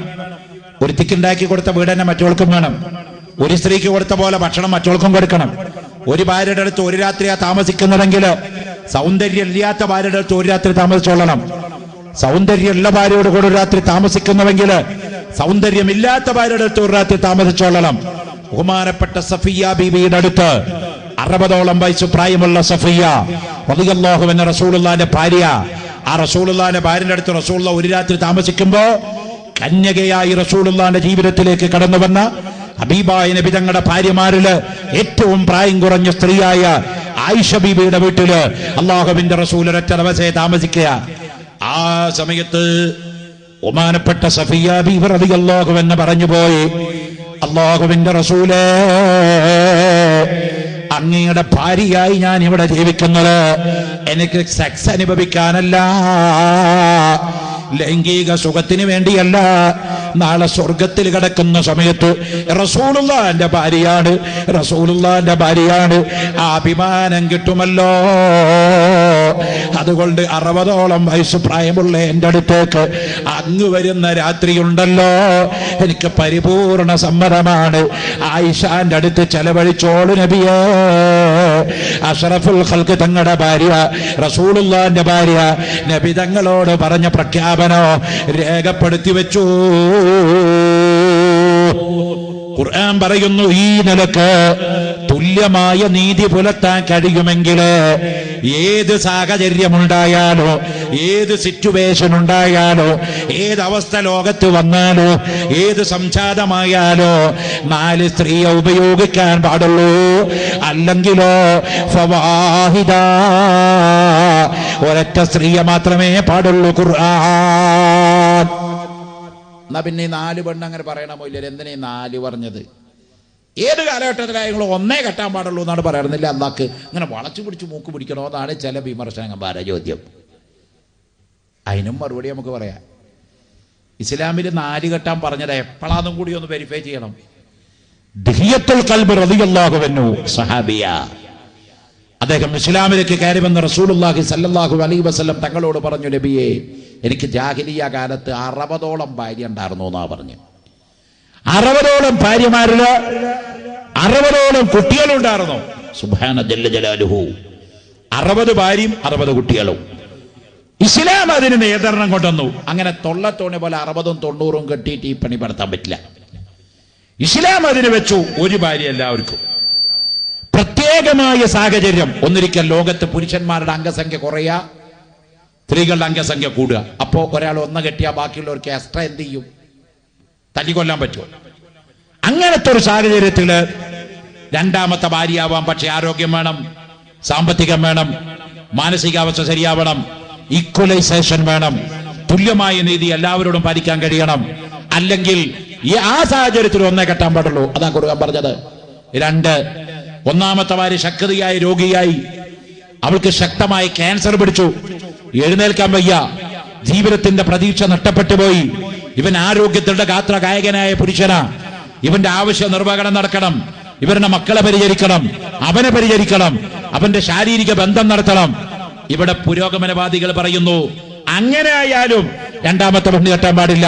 വേണമെങ്കിൽ ബോംബെയിലോ കാമാട്ടിപ്പുരയിലോ കൽക്കട്ടയിലോ ചുവന്ന തെരുവിലോ അറ്റ്ലീസ്റ്റ് കോഴിക്കോട്ട് അങ്ങാടിയിലോ അല്ലെങ്കിൽ തൃശ്ശൂരിന്റെ ചുവന്ന മണ്ണിലോ പോയിക്കൊള്ളട്ടെ, എന്നാലും ഹലാലായ ഭാര്യയോട് ബന്ധപ്പെടരുത് എന്നാണോ പുരോഗമനവാദം? അതാണോ ഫെമിനിസം? അതാണോ പുരോഗമനിസം? എന്റെ പ്രിയപ്പെട്ടവരെ, ഇസ്ലാം പറഞ്ഞു ഇങ്ങനത്തെ ഒരു സാഹചര്യം ലോകത്തുണ്ടായാൽ അവന് രണ്ടാമത്തെ ഭാര്യ ആവാം. അപ്പോഴും ഈക്വലൈസേഷൻ വേണം. ശാരീരികമായി, മാനസികമായി, സാമ്പത്തികമായി, ലൈംഗികപരമായി തുല്യത പുലർത്താൻ കഴിയില്ല എന്ന് ഭയപ്പെട്ടാൽ പാടില്ല. 42-82 പെണ്ണ് കെട്ടിയവനോടാ ഇത് ഇസ്ലാം പറഞ്ഞത്. അതാരും കാണാതെ പോയൊരു പോയിന്റാ. ഇസ്ലാം ഒരു അനാചാരത്തെ നിർത്തിയതൊക്കെ ഘട്ടം ഘട്ടായിട്ടാ. കള്ള്, മദ്യപാനം എത്ര നിർത്താൻ നോക്കി ഈ ഗവൺമെന്റ്. ഈ നമ്മുടെ മഹാത്മാഗാന്ധിയുടെ വസിയത്ത് എന്താ മോനെ? ഇപ്പൊ ഗാന്ധി ജയന്തി ഇപ്പൊ അടുത്ത് താഞ്ഞ് ആഘോഷിക്കാൻ പോകുമല്ലോ.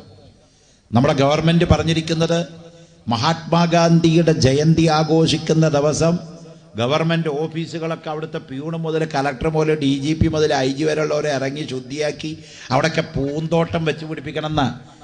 ആ ഗാന്ധിയുടെ ആഗ്രഹം ഗാന്ധിയുടെ വസിയത്ത് പത്രത്തിൽ എവിടെ എഴുതി വെച്ചിട്ടില്ല.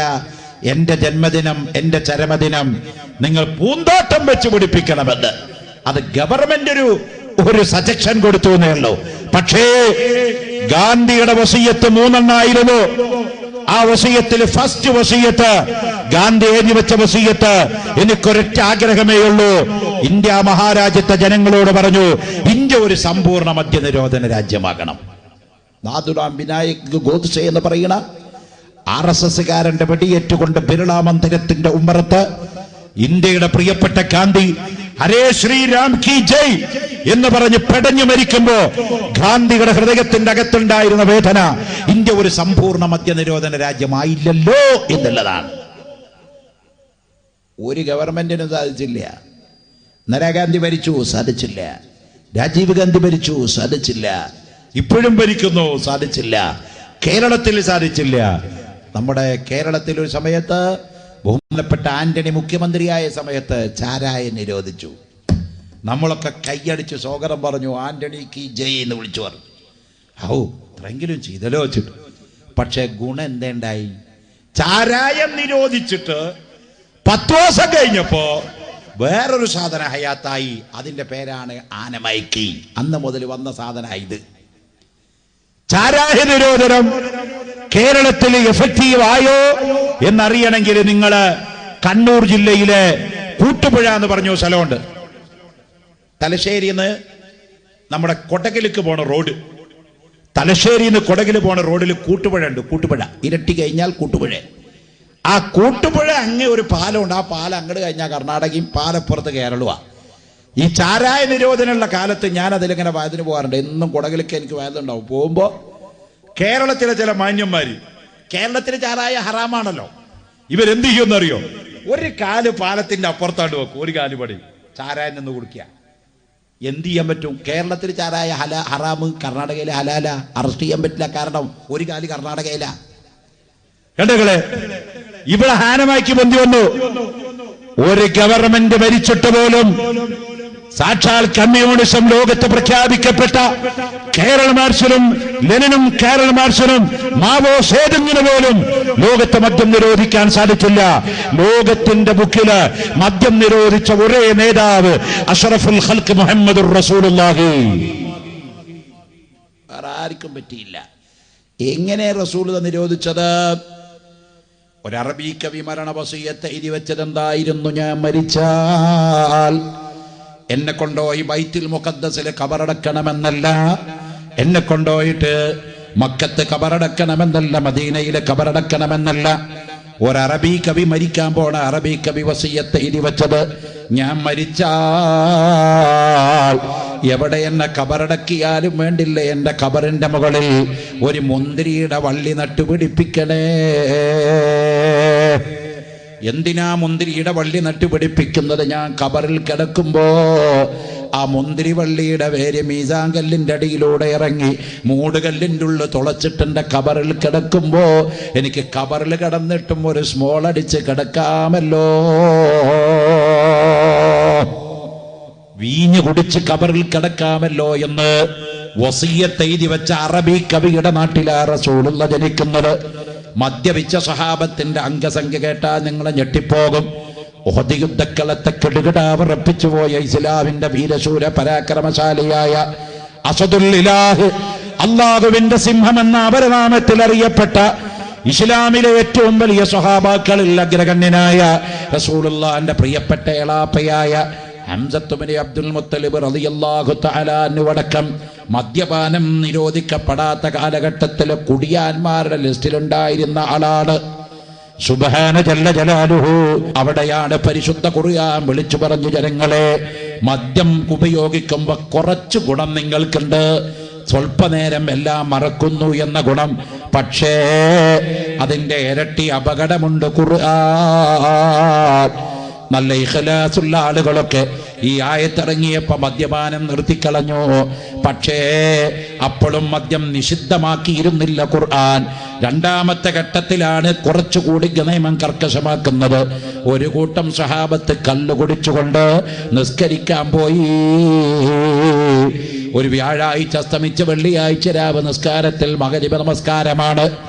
ഇമാമ് നിൽക്കുന്ന സഹാബി, മൂക്കറ്റം കുടിച്ചു നിൽക്കുന്ന സഹാബിയായ ഇമാമ്, മദ്യപാനം വന്ന് ഹറാമാക്കാത്ത കാലമാണ്. ഇമാമ് നിൽക്കുന്ന സഹാബി ഒന്നാമത്തെ റക്അത്തിൽ മഗ്‌രിബിന് ഓതിയത് ഖുൽ യാ അയ്യുഹൽ കാഫിറൂൻ ലാ അഅ്ബുദു മാ തഅ്ബുദൂൻ എന്നിടത്ത് ലാം അങ്ങ് ഒഴിവാക്കിയിട്ട് ഓതി ഖുൽ യാ അയ്യുഹൽ കാഫിറൂൻ അഅ്ബുദു മാ തഅ്ബുദൂൻ. അർത്ഥം എന്താ സുഹൃത്തുക്കളെ? ഖുൽ യാ അയ്യുഹൽ കാഫിറൂൻ, ഓപ്പോസിറ്റ് നിൽക്കുന്ന മുശ്രിക്കീങ്ങളെ, ഇസ്ലാമിന്റെ അപ്പുറത്ത് നിൽക്കുന്ന കക്ഷികളെ, ആ ലാ അഅ്ബുദു മാ തഅ്ബുദൂൻ, നിങ്ങൾ ആരാധിക്കുന്ന ദൈവങ്ങൾക്ക് ഞാൻ ആരാധിക്കുന്നില്ല എന്നാണ് അതിന്റെ അർത്ഥം.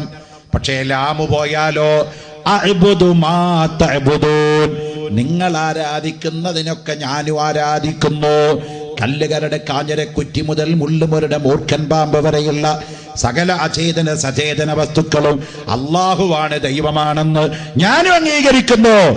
ഈ ആയത്തിന് ഖുർആനിന്റെ തൗഹീദ് പൊളിക്കുന്ന അർത്ഥം വന്നുപോയി. ഇത് ബഹുമാനപ്പെട്ട ഉമർ ബിൻ ഖത്താബ് റളിയല്ലാഹു അൻഹു കേട്ടു. അല്ലാഹുവിന്റെ റസൂലിനോട് ചെന്ന് അവലാതി പറഞ്ഞു.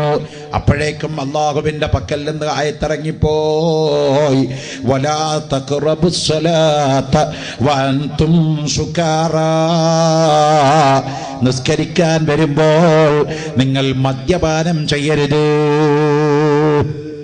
രണ്ടാമത്തെ ഘട്ടം, നിസ്കരിക്കാൻ വരുമ്പോൾ കള്ളുടിക്കരുത് എന്നാ. അപ്പൊ എന്തായി? അസ്സലാമു അലൈക്കും അസ്സലാമു അലൈക്കും, നിസ്കാരം കഴിഞ്ഞല്ലോ, അപ്പൊ തന്നെ വേണമെങ്കിൽ എടുത്ത് കളിക്കാന്നായി. ചില ആളുകൾ ഈ നിയമത്തെ ചൂഷണം ചെയ്ത് നിസ്കാരം കഴിഞ്ഞാൽ മദ്യപാനം ഉപയോഗിക്കുന്ന സ്വഹാബത്തുണ്ടായി. മൂന്നാമത് ഉമർ ഫാറൂഖ് റളിയല്ലാഹു അൻഹു തന്നെ അഷ്റഫുൽ ഖൽഖ് സല്ലല്ലാഹു അലൈഹി വസല്ലം തങ്ങളോട് ചെന്നിട്ട് പറഞ്ഞു, നബിയെ, മദ്യം പറ്റ നിർത്തണം. പല സഹാബത്തും കള്ളുടിച്ചിട്ട് ആ പുറത്തു കൂടെ നടക്കണം, അവിടെ മദ്യം നിർത്തണം. ആ സമയത്ത് ആയത്തിറങ്ങിപ്പോയി, ഇന്നമൽ ഖംറു വൽ മൈസിറു വൽ അൻസാബു വൽ അസ്ലാമു റിജ്സും മിൻ അമലി ശൈത്താൻ. ചീട്ട് ഹറാമാണ്, ചൂത് ഹറാമാണ്, കല്ല് ഹറാമാണ്, മദ്യം മുഴുവൻ നിഷിദ്ധമാണ്. ഈ ആയത്തിറങ്ങിയപ്പോഴല്ലേ ഒരു സഹാബി, ആയത്തിറങ്ങുന്നതിന് മുമ്പ് വയറ് നിറച്ചു കുടിച്ചൊരു സഹാബി വായന്റെ അകത്തേക്ക് കയ്യങ്ങിട്ടു. മദ്യം ഹറാമാണെന്ന് കേട്ടപ്പോ കുടിച്ച മദ്യം അള്ളാഹിന്റെ റസൂലിന്റെ മുമ്പിൽ വന്ന് വായന്റെ അകത്തേക്ക് കൈയിട്ട് പോയ സഹാബത്തുണ്ട്, ഛർദിച്ചു കളഞ്ഞ സഹാബത്തുണ്ട്. അള്ളാഹുവിന്റെ റസൂലിന്റെ മരണം വരെ മദീന സമ്പൂർണ്ണ മദ്യനിരോധന രാജ്യമായി ലോകത്തിന്റെ മാതൃകയാക്കി അഷ്റഫുൽ ഖൽഖ് മുഹമ്മദ് മുസ്തഫ. ഇസ്ലാം നിരോധിച്ചത് അങ്ങനെ. ബഹുഭാര്യത്വം ഞാൻ നേരത്തെ പറഞ്ഞതാ. 80 പെണ്ണ് കെട്ടിയിടത്തുനിന്ന് അതിനെ കൊണ്ടെന്ന് 4ലേക്ക് കൊണ്ടുവന്ന് അവസാനം ഒന്നാക്കി ഖുർആൻ തറപ്പിച്ചു പറഞ്ഞു. അല്ലാതെ 4 കെട്ടാൻ വേണ്ടി പാസ്പോർട്ടും ടിക്കറ്റും എല്ലാവർക്കും കൊടുത്തിരിക്കല്ല ഖുർആനിലെ. അങ്ങനെ തെറ്റായി വ്യാഖ്യാനിച്ചു പോകരുത്. അതുകൊണ്ട് പ്രിയപ്പെട്ട സഹോദരന്മാരെ, ഇസ്ലാം കാലിക പ്രസക്തമായ മതമാണ്. ഇസ്ലാം അള്ളാഹുവിന്റെ ദീനാണ്. ഇസ്ലാം ലോകാവസാനം വരെ നിലനിൽക്കുന്ന മതമാണ്. അതിന്റെ ആദർശങ്ങൾക്ക് ഒരു കുറവും പറ്റൂല. അതിന്റെ ആദർശങ്ങൾക്ക് ഒരു കാലത്തും അതിന്റെ ക്ലൈമാക്സ് നഷ്ടപ്പെടില്ല. അതുകൊണ്ട് എന്റെ പ്രിയപ്പെട്ട യുവാക്കളെ, ചെറുപ്പക്കാരെ, കാരണവന്മാരെ, പ്രിയപ്പെട്ട ശ്രോതാക്കളെ, യാ അയ്യുഹല്ലദീന ആമനു തഖുല്ലാഹ ഹഖ തുഖാതിഹി വലാ തമൂതുന്ന ഇല്ലാ വഅൻതും മുസ്ലിമൂൻ. മുസ്ലിമായിട്ടല്ലാതെ നമ്മൾ മരിച്ചു പോകാൻ പാടില്ല എന്ന് പരിശുദ്ധ ഖുർആനിൽ അല്ലാഹു പറയുന്നു. ആ ആയത്ത് മുൻനിർത്തിക്കൊണ്ട് നമ്മുടെ ജീവിതം നമ്മൾ ഇസ്ലാമികവൽക്കരിക്കുക, നമ്മുടെ ജീവിതം നമ്മൾ ഇസ്ലാമിൽ അധിഷ്ഠിതമാക്കുക. നമ്മൾ അല്ലാഹുവിനെ ഭയപ്പെടുക, 5 നേരം നിസ്കരിക്കുക, ഹറാമിൽ നിന്ന് മാറി നിൽക്കുക, ഹലാലുമായി കൂടുതൽ ഇടപഴകുക, ദീനീ പ്രവർത്തനങ്ങൾക്ക് കൂടുതൽ സമയം കണ്ടെത്തുക. നമ്മുടെ ജീവിതത്തിൽ ഇതല്ലാത്ത വേറെ എല്ലാം നിഷ്ഫലായി പോവും. മരിക്കാതിരിക്കാൻ വല്ല സജക്ഷനും ആരെങ്കിലും കണ്ടുപിടിച്ചിട്ടുണ്ടോ മോനെ? കണ്ടുപിടിച്ച് കുറേങ്ങനെ എത്തിയിട്ടുണ്ട് പ്ലേ. എത്ര കണ്ടുപിടിച്ചു എന്നറിയോ? പണ്ട് നമ്മൾ വയലു പറയുമ്പോഴേ ഈ ഒറ്റ കാര്യം പറഞ്ഞ് ഞാൻ നിർത്തുകട്ടോ. പണ്ട് നമ്മൾ വയലു പറയുമ്പോൾ നമ്മുടെ ഉസ്താദന്മാർ പറയും, എന്തും വിലക്ക് മേടിക്കുക അങ്ങാടിന്ന്. ഇപ്പം നിങ്ങൾ ആ ചാലിയത്ത് അങ്ങാടി പോയാൽ, ഈ ഫറോക്കിൽ പോയാൽ, കോഴിക്കോട് പോയാൽ, രാമനാട്ടുകാരെ പോയാൽ, കണ്ണൂർ പോയാൽ, തൃശ്ശൂർ പോയാൽ, അല്ലെങ്കിൽ ലോക വേൾഡ് മാർക്കറ്റിൽ എവിടെയെങ്കിലുമൊക്കെ പോയാൽ എന്ത് സാധനം വിലക്ക് മേടിക്കാൻ കിട്ടും. പക്ഷെ പണ്ട് നമ്മുടെ വയസ്സായ നമ്മുടെ വല്യപ്പന്മാരൊക്കെ നമ്മളോട് പറയും, എന്തും കിട്ടും അങ്ങാടിന്ന്, പക്ഷെ പ്രസവിച്ചുണ്ടാക്കിയ വാപ്പാനെയും പ്രസവിച്ച ഉമ്മാനെയും കിട്ടില്ലാട്ടാ, ബാക്കിയൊക്കെ കിട്ടുമെന്ന്. ഇനി ഡോക്ക് ലിസൺ, അത് മിണ്ടിപ്പോകരുത്. അങ്ങാടിന്ന് വാപ്പാനെയും ഉമ്മാനെയും വിലക്കും കിട്ടും, വാടകയ്ക്കും കിട്ടും. ആണ്, ഞാൻ വെറുതെ പറഞ്ഞല്ല. നിങ്ങൾ പത്രം നോക്ക്, ഇന്ന് ഞായറാഴ്ചയല്ലായിരുന്നു, ഇന്നത്തെ നോക്കിയാൽ മതി. പരസ്യം, ക്ലാസിഫൈഡ്സ്, ഒരു പങ്ക്തി, ഒരു വലിയ പേജ് തന്നെ ഉണ്ടാവും എല്ലാ പത്രത്തിലും. മനോരമയും മാതൃഭൂമിയാണ് ഇതിൽ വമ്പന്മാര് മുന്നിൽ. അതിൽ നിങ്ങൾ നോക്കിയാൽ കാണാം, വാടകയ്ക്ക് പ്രസവിച്ചു കൊടുക്കാൻ തയ്യാറാണ്, കോണ്ടാക്ട്, ഒരു ബോക്സ് നമ്പർ കൊടുത്തിട്ടുണ്ടാവും. എന്താ പറയുന്നത്? വാടകയ്ക്ക് പ്രസവിച്ചു കൊടുക്കാൻ തയ്യാറാണ്.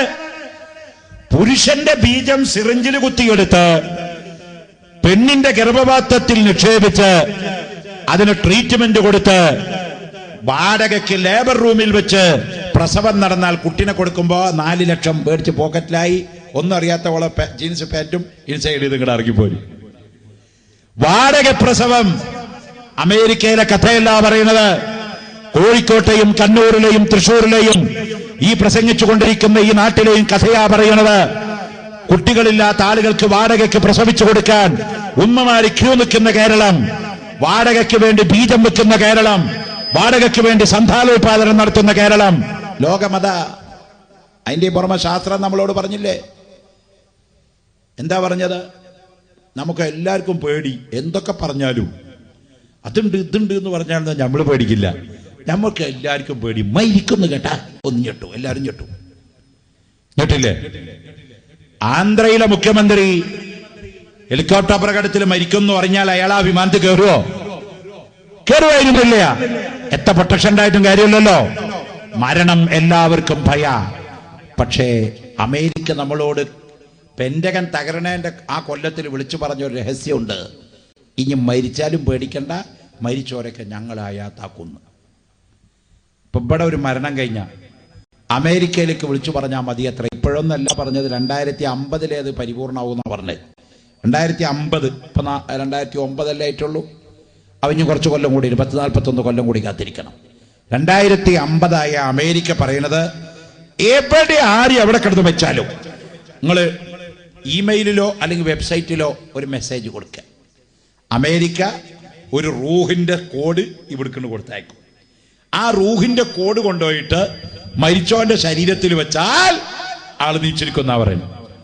ഇത് കേൾക്കുമ്പോൾ നമുക്കൊക്കെ അത്ഭുതം. അല്ലല്ല, മരിച്ചോരിഞ്ഞ് നീച്ചിരിക്കുന്ന ഈ പറയുന്നത് നമുക്ക് അത്ഭുതപ്പെടാൻ എന്തിരിക്കുന്നു? പണ്ടേ പറഞ്ഞതല്ലേ, ചത്തേ ജഗത്തീന് ജീവൻ ഇടിച്ചോവർ ചാവും കിലേശത്തെ നന്നാക്കി വിട്ടോവർ കോഴിയുടെ മുള്ളോട് കൂവന്ന് ചൊന്നോവർ കൂശാതെ കൂവി പറപ്പിച്ച് വിട്ടോവർ അല്ലാ എനിക്കവൻ താൻ ചെയ്ത പോരീശ ആർക്കും ഖിയാമത്തോളം ചെയ്യതെന്നോവർ ആരുണ്ടതെന്റെ മഖാമീനതെത്തിയിട്ട് ആരാനുമുണ്ടെങ്കിൽ ചൊൽവീനതെന്നോവർ.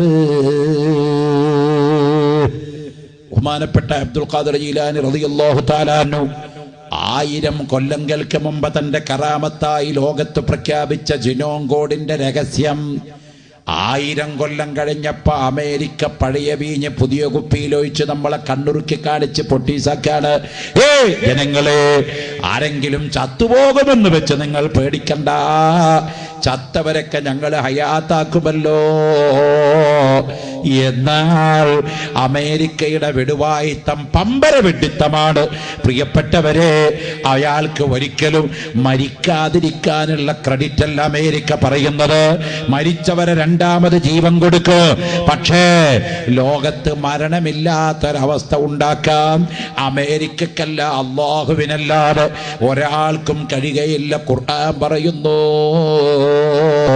നബിയേ യസ്അലൂനക അനിർ റൂഹ്, ആ മക്കക്കാരി ആത്മാവിനെ പറ്റി നിങ്ങളോട് ചോദിക്കും.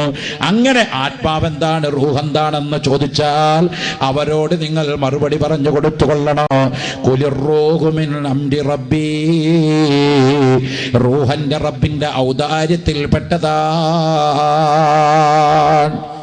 അല്ലാഹുവിന്റെ ഔദാര്യത്തിൽപ്പെട്ടതാണ് റൂഹ്.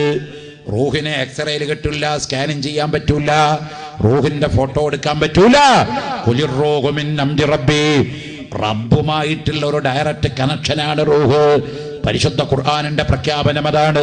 അതുകൊണ്ട് മനം എന്നുള്ള നഗ്നമായ യാഥാർത്ഥ്യത്തിന് മുമ്പിൽ ആധുനിക ലോകം സറണ്ടറായിരിക്കുകയാണ്. എല്ലാവർക്കും സംഭവിക്കാവുന്ന സംഭവമാണത്. അതുകൊണ്ട് പ്രിയപ്പെട്ടവരെ, പരിശുദ്ധ ഖുർആനും അത് തന്നെയാണ് നമ്മളോട് പറഞ്ഞത്. മരണത്തോടുകൂടെ ദുനിയാവെന്ന് തൽക്കാലം നമ്മുടെ ജീവിതം അങ്ങ് അവസാനിപ്പിച്ചാലും നമ്മുടെ ജീവിതം ബാക്കി കിടക്കുന്നത് വൽ ആഖിറത്തു ഖൈറും വ അബ്ഖാ, പാരത്രികമായൊരു ലോകമുണ്ടവിടെ. അവിടെ അധ്വാനിച്ചതിന്റെ പ്രതിഫലം തരുന്നുണ്ടവിടെ. സ്വർഗമുണ്ടവിടെ, നരകമുണ്ടവിടെ, ശിക്ഷയുണ്ടവിടെ, അതേ സുഖമുണ്ടവിടെ. അല്ലാഹു റബ്ബുൽ ഇസ്സത്ത് നമ്മളോട് പറഞ്ഞതാണ്, കാലാന്ത കാലമുള്ള താമസം അവിടെയാൽ. അതിനു വേണ്ടി അദ്ദുനിയാ മസ്റഅത്തുൽ ആഖിറ, ഈ ഭൗതികമായ ജീവിതം ആഖിറത്തിലേക്ക് പണിയെടുക്കുന്ന കൃഷിസ്ഥലമാക്കണം. ഇബാദത്തുകൾ കൊണ്ട് കർമ്മനിരതരാവണം. ഒരു 60, 70, 50, 55, 40, 35 കൊല്ലം ഇവിടെ ജീവിക്കുന്ന ഈ നൈമിഷികമായ ജീവിതത്തിന് വേണ്ടി ഇതാണ് സത്യം. ഇതിനങ്ങേപ്പുറത്ത് ലോകമില്ല എന്ന വിശ്വാസത്തോടെ നമ്മുടെ ആഖിറം നഷ്ടപ്പെടുത്തി കളയരുത്.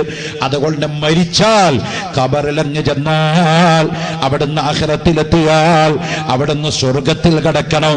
ആ നിലക്കുള്ള പാരത്രികമായ പ്രവർത്തനങ്ങൾ നമ്മുടെ ജീവിതത്തിൽ ഉണ്ടാവണം. ആഖിറത്തെ വിസ്മരിച്ചിട്ടുള്ള പ്രവർത്തനങ്ങൾ ഉണ്ടാക്കി കളയരുത്.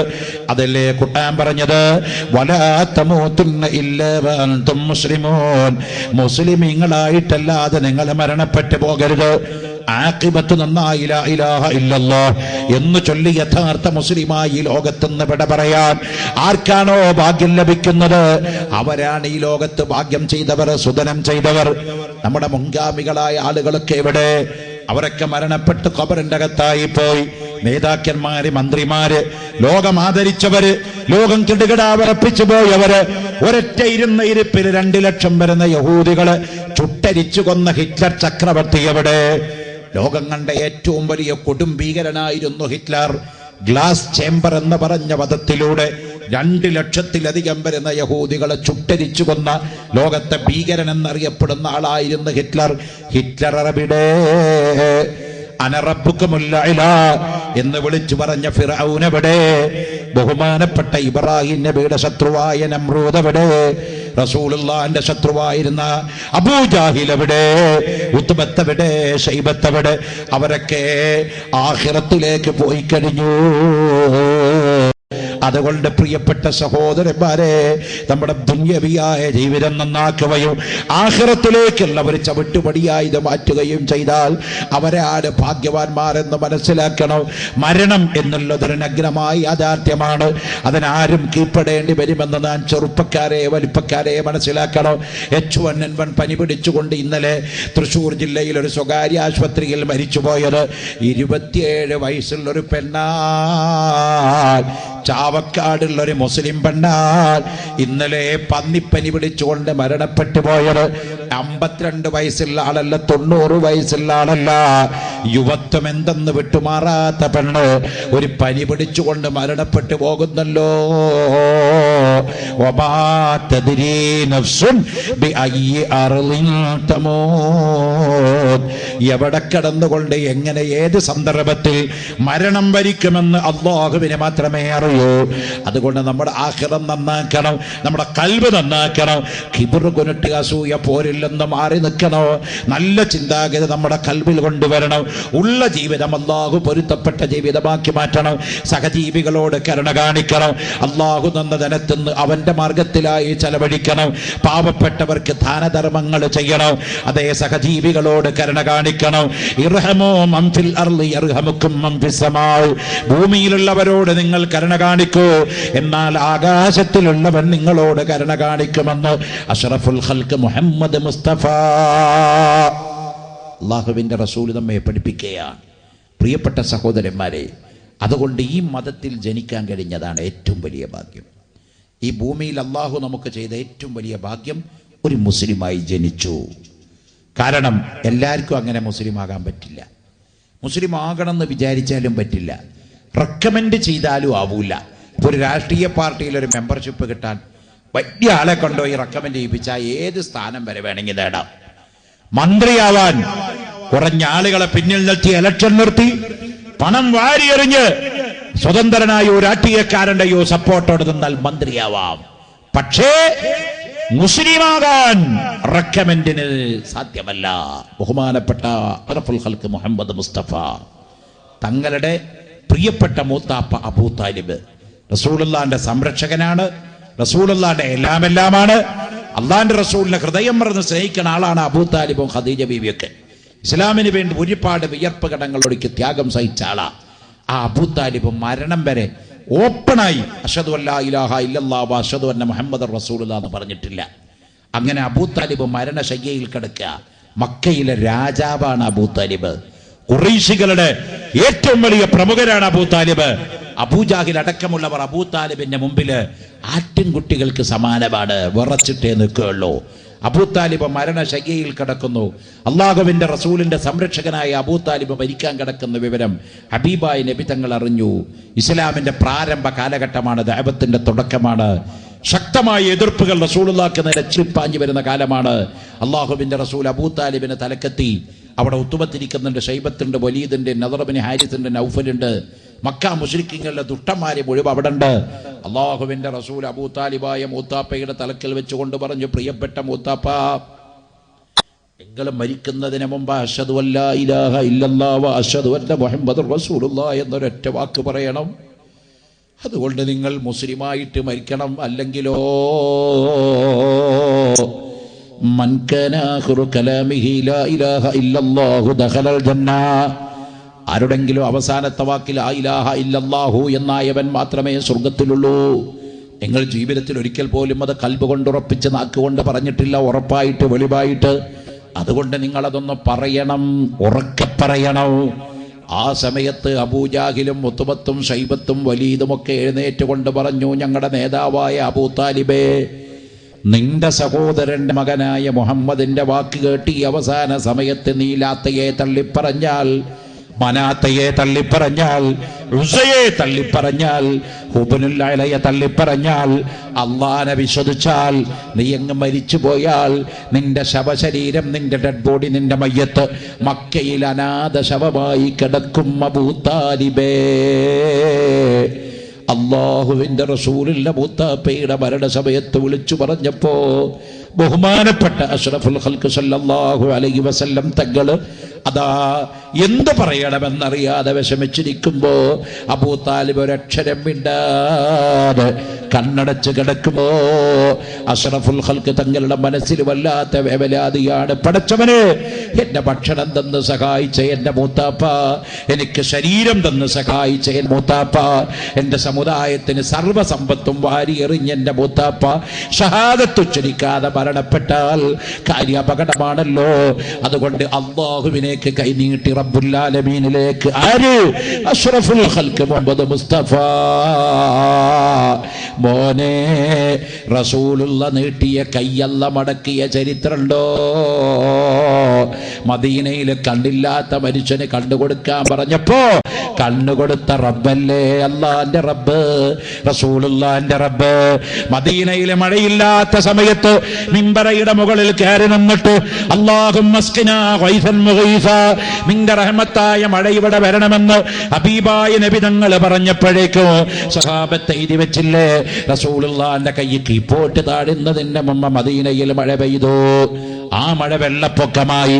അവസാനം തുടർന്ന മഴ നിൽക്കാതെ വന്നപ്പോ പിറ്റത്തെ വെള്ളിയാഴ്ച അതേ പള്ളിയിൽ അതേ മിമ്പറുടെ മുകളിൽ അല്ലാഹുവിന്റെ റസൂൽ ഖുതുബക്ക് വേണ്ടി കയറിയപ്പോ കഴിഞ്ഞ വെള്ളിയാഴ്ച മഴയ്ക്ക് വേണ്ടി പ്രസംഗിക്കാൻ ദുആരക്കാൻ പറഞ്ഞ അറാബി, യാ റസൂലല്ലാഹ്, മഴ വെള്ളപ്പൊക്കമാണ്, ദുരന്തമാണ് മദീനയില്, മഴയൊന്ന് നിർത്തണേ. റസൂലുള്ള രണ്ട് കയ്യും ആകാശത്തേക്ക് ഉയർത്തിക്കൊണ്ട് പറഞ്ഞതെന്താണ്?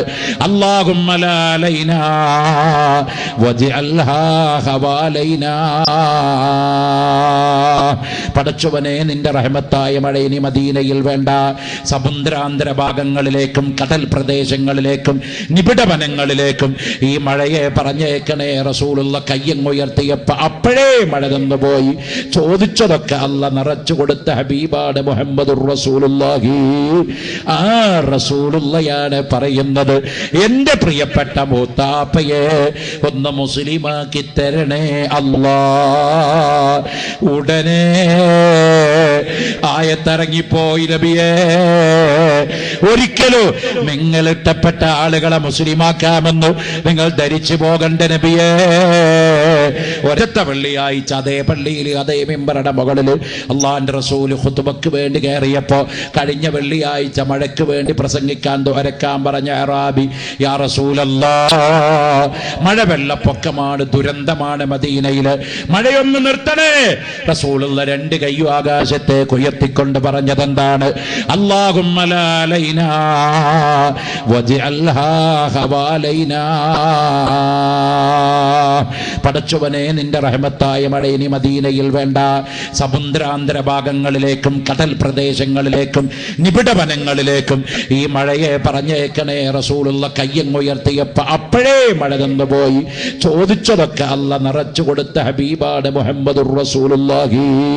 ആ റസൂലുള്ളയാണ് പറയുന്നത്, എന്റെ പ്രിയപ്പെട്ട മൂത്താപ്പയെ ഒന്ന് മുസ്ലിമാക്കി തരണേ അല്ലാ. ഉടനെ ആയത്തിറങ്ങിപ്പോയി നബിയേ, ഒരിക്കലും നിങ്ങൾ ഇഷ്ടപ്പെട്ട ആളുകളെ മുസ്ലിമാക്കാമെന്ന് നിങ്ങൾ ധരിച്ചു പോകണ്ട നബിയേ. ഒരാളുടെയും റെക്കമെൻഡേഷൻ ഇസ്ലാമാക്കുന്നതിൽ സ്വീകരിക്കൂല നബിയേ. അൽ ഹിദായത്തു അംറും മിൻ ലദൈഹി, അത് അല്ലാഹു നേരിട്ട് കൊടുക്കുന്നതാണ് നബിയേ. അഷ്റഫുൽ ഖൽഖ് സല്ലല്ലാഹു അലൈഹി വസല്ലം തങ്ങളോട് പോലും അല്ലാഹു പറഞ്ഞത് അതാണെങ്കിൽ ഒരാളുടെയും റെക്കമെൻഡേഷൻ ഇല്ലാതെ ഒരു മുസ്ലിമായ ബാപ്പയുടെ ബീജത്തുള്ളിയായി ഒരു മുസ്ലിമത്തായ ഉമ്മയുടെ ഗർഭപാത്രത്തിൽ ജനിക്കാൻ ഭാഗ്യം ലഭിച്ച ഞാനും നിങ്ങളും ലോകത്തിലെ ഭാഗ്യവാന്മാരല്ലേ. അതുകൊണ്ട് നമുക്ക് കിട്ടേണ്ട ഭാഗ്യം വലാ തമൂതുന്ന ഇല്ലാ വഅൻതും മുസ്ലിമൂൻ, മുസ്ലിമായിട്ടല്ലാതെ മരിക്കരുത്. അതിനു വേണ്ടിയുള്ള പടാപ്പാടില്ല നമ്മൾ. അതിനുവേണ്ടിയായി വയലുപട നടത്തുന്നത്, അതിനുവേണ്ടിയായി SSF-കാർ പ്രവർത്തിക്കുന്നത്, അതിനുവേണ്ടിയാണ് നാട്ടിൽ പള്ളികൾ ഉണ്ടാക്കിയിരിക്കുന്നത്, അതിനുവേണ്ടിയാണ് ഈ നാട്ടിൽ ഇസ്ലാമിക പ്രവർത്തനങ്ങൾ നടക്കുന്നത്. ഒരൊറ്റ പ്രവർത്തനം, വലാ തമൂതുന്ന ഇല്ലാ വഅൻതും മുസ്ലിമൂൻ, മുസ്ലിമീങ്ങളായിട്ടല്ലാതെ മരിക്കരുത്, ആഖിബത്ത് നന്നായി മരിക്കണം, ലാ ഇലാഹ ഇല്ലല്ലാഹ് ഉറക്കെ ചൊല്ലി മരിക്കണം. അത്ര എളുപ്പമുള്ള കാര്യമല്ല, അത്ര എളുപ്പമുള്ള കാര്യമല്ല. അള്ളാഹു നമുക്ക് തൗഫീഖ് നൽകട്ടെ കേട്ടോ. പലവരും പല വമ്പന്മാരും വീണുപോയി അവിടെ, പല വമ്പന്മാരും വീണുപോയി അവിടെ. ലോകപ്രശസ്ത ഏറ്റവും വലിയ പരിശുദ്ധ ഖുർആനിന് ഏറ്റവും വലിയ തഫ്സീർ എഴുതിയ വ്യാഖ്യാനം പറഞ്ഞ പണ്ഡിതനാണ് ഇമാം ഫഖ്റുദ്ദീൻ റാസി റളിയല്ലാഹു അൻഹു. ലോകത്തെ നിലവിലുള്ള ഏറ്റവും വലിയ ഖുർആനിന് വ്യാഖ്യാനം രചിച്ച തഫ്സീറുൽ കബീർ, ഏറ്റവും വലിയ തഫ്സീർ എന്നറിയപ്പെടുന്ന ഇമാം ഫഖ്റുദ്ദീൻ റാസിയുടെ തഫ്സീർ. അത്ര വലിയ വ്യാഖ്യാനം ഖുർആനിൽ എഴുതിയ ഫഖ്റുദ്ദീൻ റാസി മരണം സമാഗതമായി. കൂടി നിൽക്കുന്ന സഹചാരികളും ശിഷ്യന്മാരും ഉസ്താദിന്റെ മരണസമയത്ത് ഹാജറായി. ഉസ്താദിന്റെ മരണത്തിന്റെ ക്രിട്ടിക്കൽ സ്റ്റേജില് കൂടി നിൽക്കുന്നവർ പതുക്കെ ഇങ്ങനെ പറഞ്ഞു ലാ ഇലാഹ ഇല്ലല്ലാഹ് ലാ ഇലാഹ ഇല്ലല്ലാഹ്. പക്ഷേ പരിശുദ്ധ ഖുർആനിന് ഇത്ര വലിയ വാല്യമെഴുതിപ്പോയ ഫഖറുദ്ദീൻ റാസി റളിയല്ലാഹു അൻഹുവിന് ഷഹാദത്ത് പറയാൻ കിട്ടുന്നില്ല, നാവ് പൊന്തുന്നില്ല. ബഹുമാനപ്പെട്ട ഇമാം റാസി റളിയല്ലാഹു അൻഹു എഴുതിയ തഫ്സീർ ഒന്ന് വായിച്ചു നോക്കാനുള്ള വിവരം പോലും പാവപ്പെട്ട നമ്മളെ പോലത്തെ ജാഹിലീങ്ങൾക്ക് മുസ്ലിങ്ങളെ, അത്ര വലിയ മഹാപണ്ഡിതൻ മരണപ്പെടുന്ന സമയത്ത് ഷഹാദത്ത് കലിമ ഉച്ചരിക്കാൻ നാവ് പൊന്തുന്നില്ല. ആ സമയത്താണ് അവിടെ ഒരു അത്ഭുതം നടന്നു പോകുന്നത്. പെട്ടെന്ന് തന്റെ ശിഷ്യന്മാര് നോക്കി നിൽക്കുന്ന സദസ്സിന്റെ ഇടയിലേക്ക് ആകാശലോകത്തുനിന്ന് അപരിചിതനായൊരു വ്യക്തി ഇറങ്ങി വരികയാണ്. ആ വ്യക്തിയെ അവിടെ കൂടി നിൽക്കുന്ന ആരും പരിചയമില്ലെങ്കിലും കരിഞ്ഞുപോയ കാലഘട്ടത്തിൽ ഈ ഭൗതിക ലോകത്ത് ജീവിച്ചു പോയ ഒരു മനുഷ്യന്റെ രൂപത്തിലായി ഇറങ്ങി വന്നിരിക്കുന്നത്. അദ്ദേഹം അക്കാലത്ത് അറിയപ്പെട്ടൊരു മുറബിയായ ശൈഖായിരുന്നു. മുറബിയായ തർബിയത്ത് സംരക്ഷിക്കാനും നിയന്ത്രിക്കാനും കഴിവുള്ള മുറബിയായ ശൈഖായിരുന്നു. ബഹുമാനപ്പെട്ട ഫഖറുദ്ദീൻ റാസി റളിയല്ലാഹു അൻഹു ഈ ശൈഖുമായി ബന്ധപ്പെട്ട് ഹയാത്ത് കാലത്ത് അദ്ദേഹത്തിനോട് കൈകോർത്തുകൊണ്ട് തരീഖത്ത് സ്വീകരിച്ച് അദ്ദേഹത്തിന്റെ തരീഖത്തിൽ അംഗമായി ചേർന്ന് ഇബാദത്ത് അരക്കിട്ടുറപ്പിച്ച ആളായിരുന്നു. അതല്ലേ അബ്ദുൽ ഖാദർ ജീലാനി തങ്ങൾ പറഞ്ഞത്, വല്ലേ തലത്തിലും എന്നെ വിളിപ്പോർക്ക് വായിക്കൂട ഉത്തീരം ചെയ്യും ഞാൻ എന്നോവർ. എന്റെ മുരീദുകൾ നല്ലവരല്ലെങ്കിൽ എപ്പോഴും നല്ലവൻ ഞാനെന്ന് ചൊന്നോവർ. നരകത്തിൽ നിന്റെ മുരീദാരുമില്ലെന്ന് നരകത്തെ കാക്കും മലക്ക് പറഞ്ഞോവർ. ആ റബ്ബിയായ ശൈഖ് ഇറങ്ങി അതേ ഫഖറുദ്ദീൻ റാസിയുടെ തലക്ക് ഭാഗത്ത് നിന്നിട്ട് പറഞ്ഞു, ഖുൽ ലാ ഇലാഹ ഇല്ലല്ലാഹ്. ഉടനെ ഇമാം ഫഖറുദ്ദീൻ റാസി റളിയല്ലാഹു അൻഹു എല്ലാവരും കേൾക്കത്തക്ക സ്വരത്തിൽ ഷഹാദത്ത് ഉറക്കെ ചൊല്ലി മരണപ്പെട്ടു പോയി.